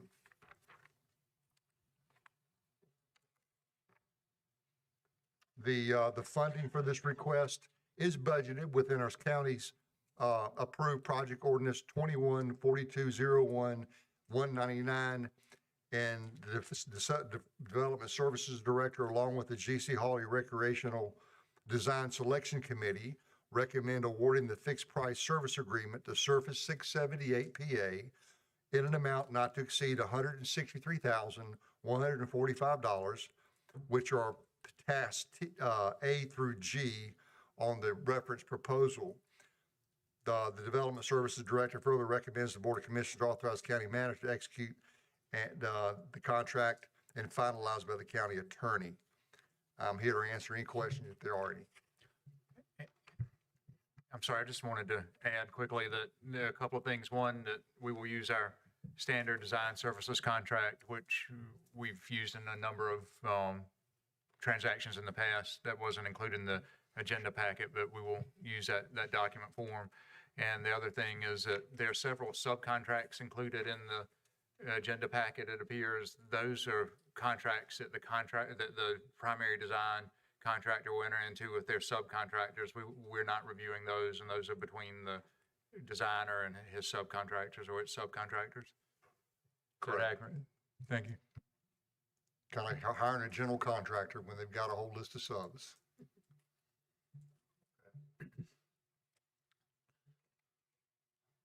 Okay. Can I get a motion? Yes, sir. Mr. Chair, I recommend we accept the recommendation made by Mr. Phillips, and the service director has further recommendation that the county manager to execute the contract once finalized by the county attorney. Second motion, Mr. Chairman. Are there any questions or comments? All in favor, use voting sign aye. Aye. All opposed have the same right. Ayes have it. Thank you. Thank you. Okay.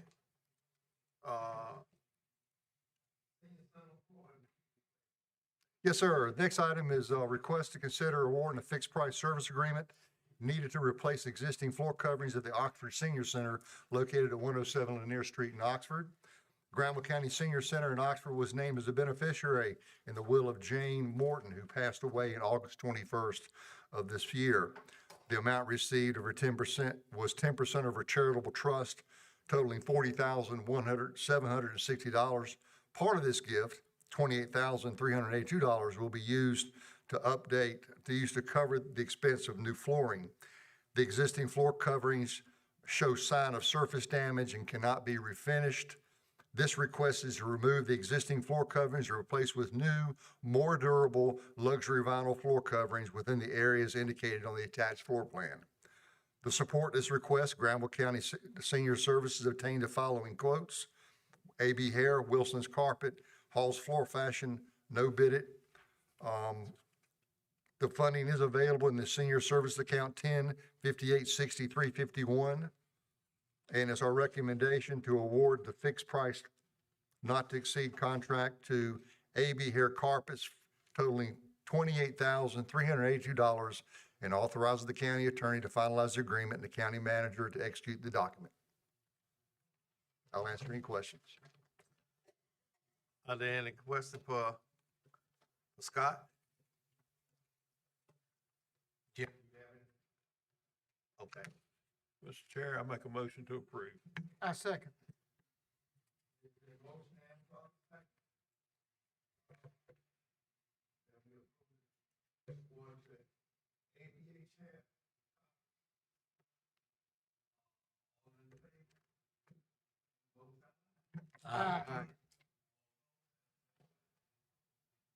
Ayes have it. Thank you. Thank you. Next item on the agenda is the county manager report. Mr. Chair, I think I've said close to enough this evening, but I have just two quick items.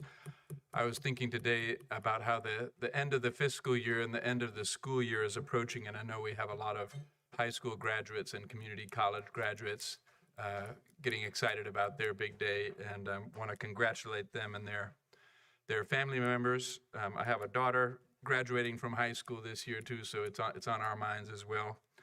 And I'm sorry that all of the nurses went home already.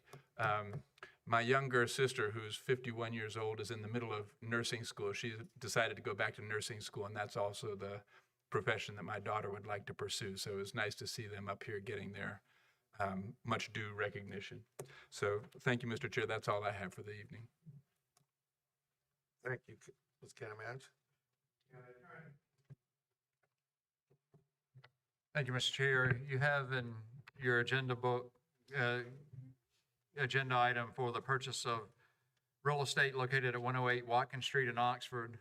The board has requested to consider approval of a real estate purchase agreement between Granville County and the sellers of property located at 108 Watkins Street in the city of Oxford. The acquisition would allow the county to consolidate and expand its ownership of adjacent properties in the downtown area, providing greater flexibility and optionality in planning for future county space and operational needs. Granville County has entered into a proposed real estate purchase agreement to acquire the property located at 108 Watkins Street. The property adjoins other county-owned properties in the downtown area. The acquisition, as stated, would allow the county to consider long-term space planning options, including potential expansion, redevelopment, and reconfiguration of county facilities as needs evolve. Under the terms of the agreement, the purchase price for the property is $100,000. The agreement includes a defined inspection and due diligence period, standard title and closing provisions, and is expressly contingent upon approval by the Granville County Board of Commissioners. And the recommendation is for you all to consider approval of the real estate purchase agreement for the acquisition of the property located at 108 Watkins Street, Oxford, and authorize the county manager and county attorney to take all actions necessary to carry out the terms of the agreement. You'll note that the county attorney does not have a recommendation as to whether or not to purchase the property. That's a policy decision for the board. I'm happy to answer any questions you have. Are there any questions for the county attorney?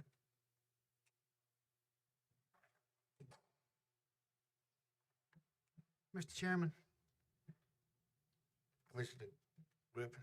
I'd like to make a motion to approve the real estate purchase agreement for the acquisition of the property located at 108 Watkins Street, Oxford, North Carolina. And I would like to second that motion. It has been moved and properly seconded that we'll take the acquisition on the property on 108 Watkins Street. Are there any questions or comments? All in favor, use the voting sign aye. Aye. All opposed have the same right. Ayes have it. Stand approved. Thank you, Mr. Chair. Other than that, I don't think I have anything else for open session. I do have matter for property acquisition and attorney-client privilege for executive session. Thank you. All right. Presentation by board members. Commissioner May. I don't have anything tonight. Thank you.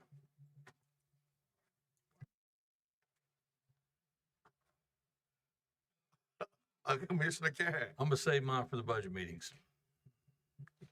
Commissioner Karen. In light of Commissioner May, I'll be super brief. Just want to say that, with 2 weeks ago, we had the picnic for staff appreciation. It's good to see everybody out and nice to be able to have an opportunity to serve lunch for those folks that work for us, and do so much for us every day. To spend one day with them was a blessing. Weather was perfect as well, which is nice. Following that, we had litter sweep. This is litter month. There's a big school campaign going on right now, and I know that Tar River Elementary School designed the winning can for that concerted effort. I know that some of the towns are doing litter sweeps as well, and had the privilege of attending the sexy unveiling of the weight room project at the South Granville High School. So that was really nice, and I know that unfortunately some of the equipment wasn't fully installed yet with back orders and that, but what a great facility. If you follow the progress on that building, I know many of you were there, which was nice to see you there. And then finally, thanks to Commissioner May and the efforts at CAMPO, the Capital Area Metropolitan Planning Organization. We're putting the finishing touches on the Northern Falls Lake Area Study, which is basically northern Wake County up to Oxford, into US 1 and Franklin County, and over to the county line at the other side of Butner. So a pretty extensive area in that scoping. There's going to be some public information sessions that are coming up. There'll be a digital media toolkit that'll be being put out, and I'm sure being pushed on social media. So we'll look for our citizens to have input in that, those plans as they come together. One thing that I'd like to caveat on that, I know that legislation didn't turn out so well for Franklin County here recently, but I just want to point out their participation in these type of events is seriously lacking. And I don't know how else other than in a public forum to say that our neighbors to the east in Franklin County, I think they think they're on an island. They don't want to participate with us in transportation planning. They don't want to participate in their requirements for the Triangle North. It's just really sad to see them, go down this path. So again, using this opportunity at the pulpit to say it's just really sad that Franklin County folks are just being not team players. It's just not good for the region. So that's all I have this evening. Thank you. Commissioner Gooch. Thank you, Chair. Tonight, we've heard a little bit about balance fund and the amount of balance fund, what the recommendation is, what the percentage is you're supposed to be carrying. I feel like our balance fund is way shy of where we need it to be based on what we've got coming down the pike. There's the stuff that we know is coming down, which is our capital plan for county buildings. We're currently leasing, and we've got county services hodgepodge all over Oxford. And you have to the citizens have to run from one place to another. We have personnel that we've constantly shifted from one location to another, trying to get by until we could afford to build some buildings. And our capital plan is not solid yet. We haven't laid it out in detail. We're still working on it. So that's an unknown.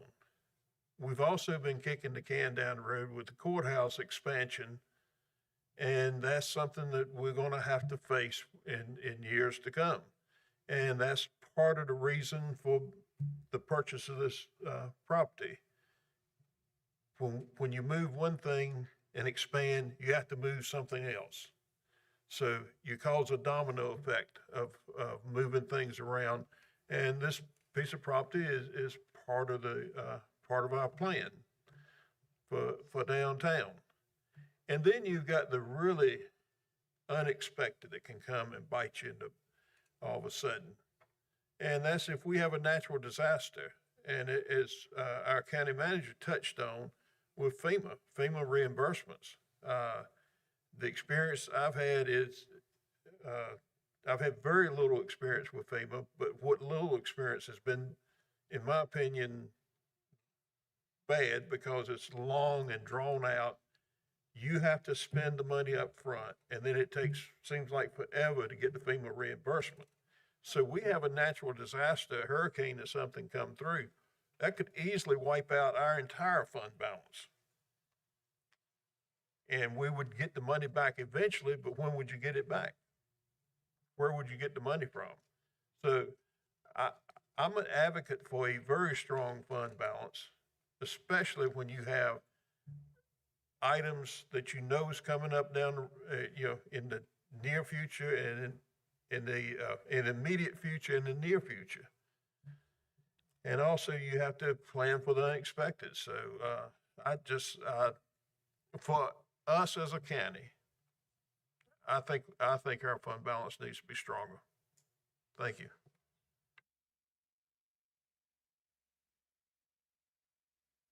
Commissioner Williford? I'm going to echo Commissioner Gooch, and the one thing a lot of people aren't aware of is the folks in Raleigh are trying to pass a bill that would limit counties' ability to raise any type of ad valorem taxes. They could even reduce them. So we don't know what's coming down. We don't know what's coming from Washington. We don't know what's coming from Raleigh. So just make that comment. It was nice to see our veterans today. I've known Ronnie. He and I grew up together. He was a founding member.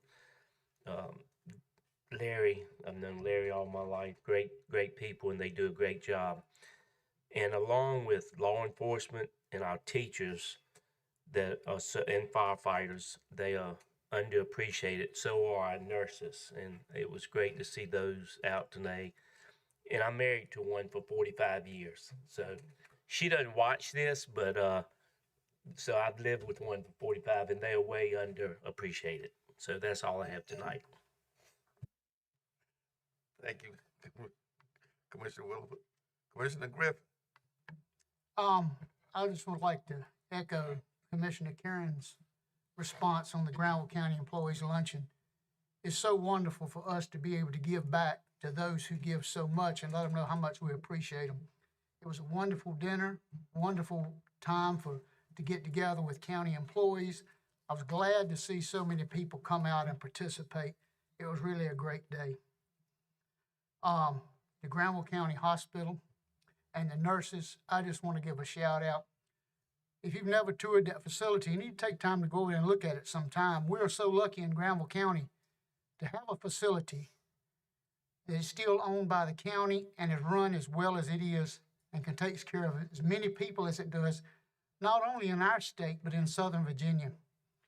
The new things that they're instituting at that hospital all the time, the new equipment that they're getting in so they can increase the health of our population is just absolutely wonderful. And I'd just like to send a shout out to Adam and his staff and thank them for that and their leadership. And I'm going to try to say something on a personal note. Friday before last, I was involved in a horrific car crash. Destroyed my vehicle. If you saw my vehicle, you would wonder how I ever got out of it. And I just want to say thank you to the first responders, the Granville County Health Services EMS staff, all the Granville County Sheriff's Department employees that came out checked on me, have came by my home and talked to me and offered their help and thanks. And not as a commissioner, but just as a human. And I really appreciate that. I want to thank everybody in the county for all their well wishes. And I'm so thankful that I'm here again today.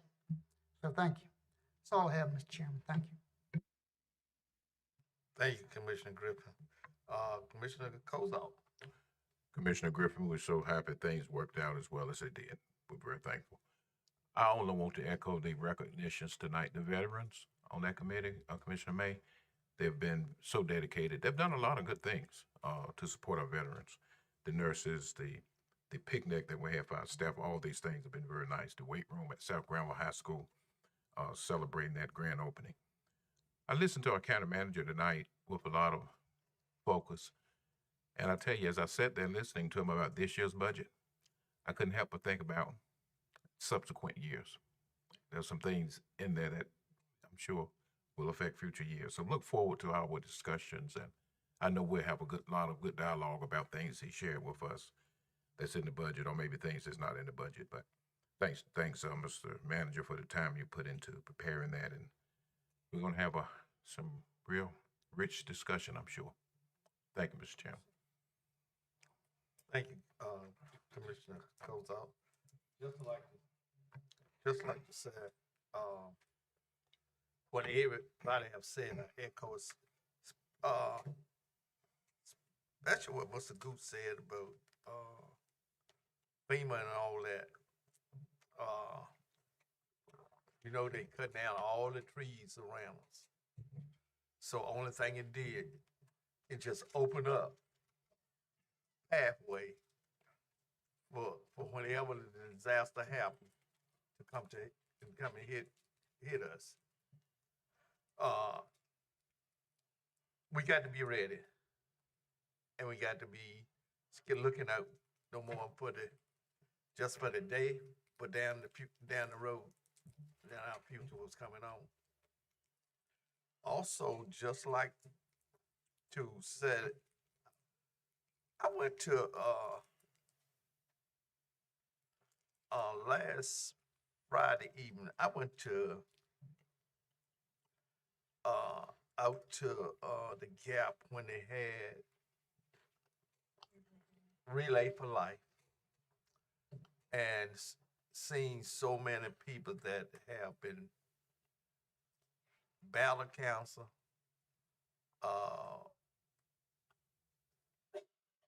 have cancer, and that it was just heartwarming. But even though it was cool up there though, but it was so many people that showed up, support of those peoples. And I also just like to say to the sheriff, thank for their facilities out there so they could go out and look at, letting the people know that what they have in the county. And I appreciate that. And also I'd just like to say to the weight room in South Granville, they did a great job. And it looked great. From the time I went there, the first time I went there, it saw like a hole in the wall. But this time it looked great. And Commissioner Griffin, the Lord was with you. And we missed you that day. And cause when I first got there, they told me that you had a wreck. But I see you doing better. Sure. And you continue to have our prayers and blessing and support to you to get on, keep moving on, doing the business of the county. Thank you, sir. And with that said, Mr. J, I just wanted to follow up on something that was discussed tonight. I do appreciate the fact when folks ask about the fund balance. I think it's important. It is a considerable amount of money. But then I think about my first year I was chair, I walked in just before the budget, and we had a $5 to $7 million deficit for the waste landfill that we had to rectify with, and we had to have a fund balance to pull that revenue to cover that.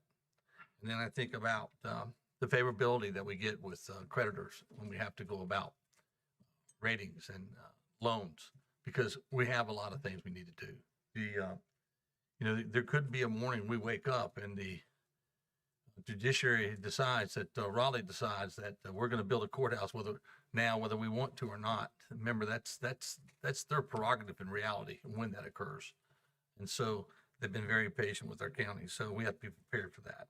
And also, when this first came about, and all the other projects we have a lot of projects that really need to take a positive step forward.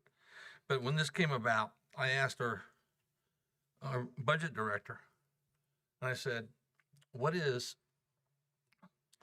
how much is our payroll a year? How much is it? And it's $31 million, I believe, somewhere around there, which is about 33% of our county budget, which is one of the reasons why that I like to have a healthy fund balance. Whether it's something happens and legislation passes, whether there's an instant where there might be an emergency or some type of disaster, whether it's something we have to go out and do right away and rebuild a building for whatever reason, and in time we get reimbursed, but we have the funding available to do it. And so I think we're being good stewards of our money. I think that typically in government, you look at about 40% or greater in many places for payroll. We're in a good place. And even in industry, we're incomparable to that. We're in a good place. So I think it's a fair question, but I think it's something that can be easily explained. Whether it doesn't mean you're going to agree with the explanation, but there is some rationale behind what we do and what we're doing. And one of the key elements of that is that the favorability that we get when we go about and we need to borrow large amounts of money. So thank you very much. Okay. And just think, when Commissioner Gooch touched on and reminded me of different other things. One thing is that we've been promising our people that one day we're going to have a place that one-stop shop. A person can go into one place and he go in that building and come out. He have everything he needs in that building. Go into one room, go into one building, and they send you to another building, and then you send you another building, then you send you back to that same building to get your permits and everything. So we've been promising that, and we still got it on our hearts and mind to do. So it just take a little time. With that,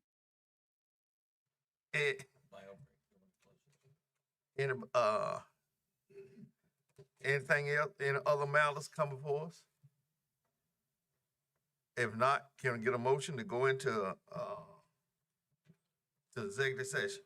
Move to go into executive session with a short bio. I second.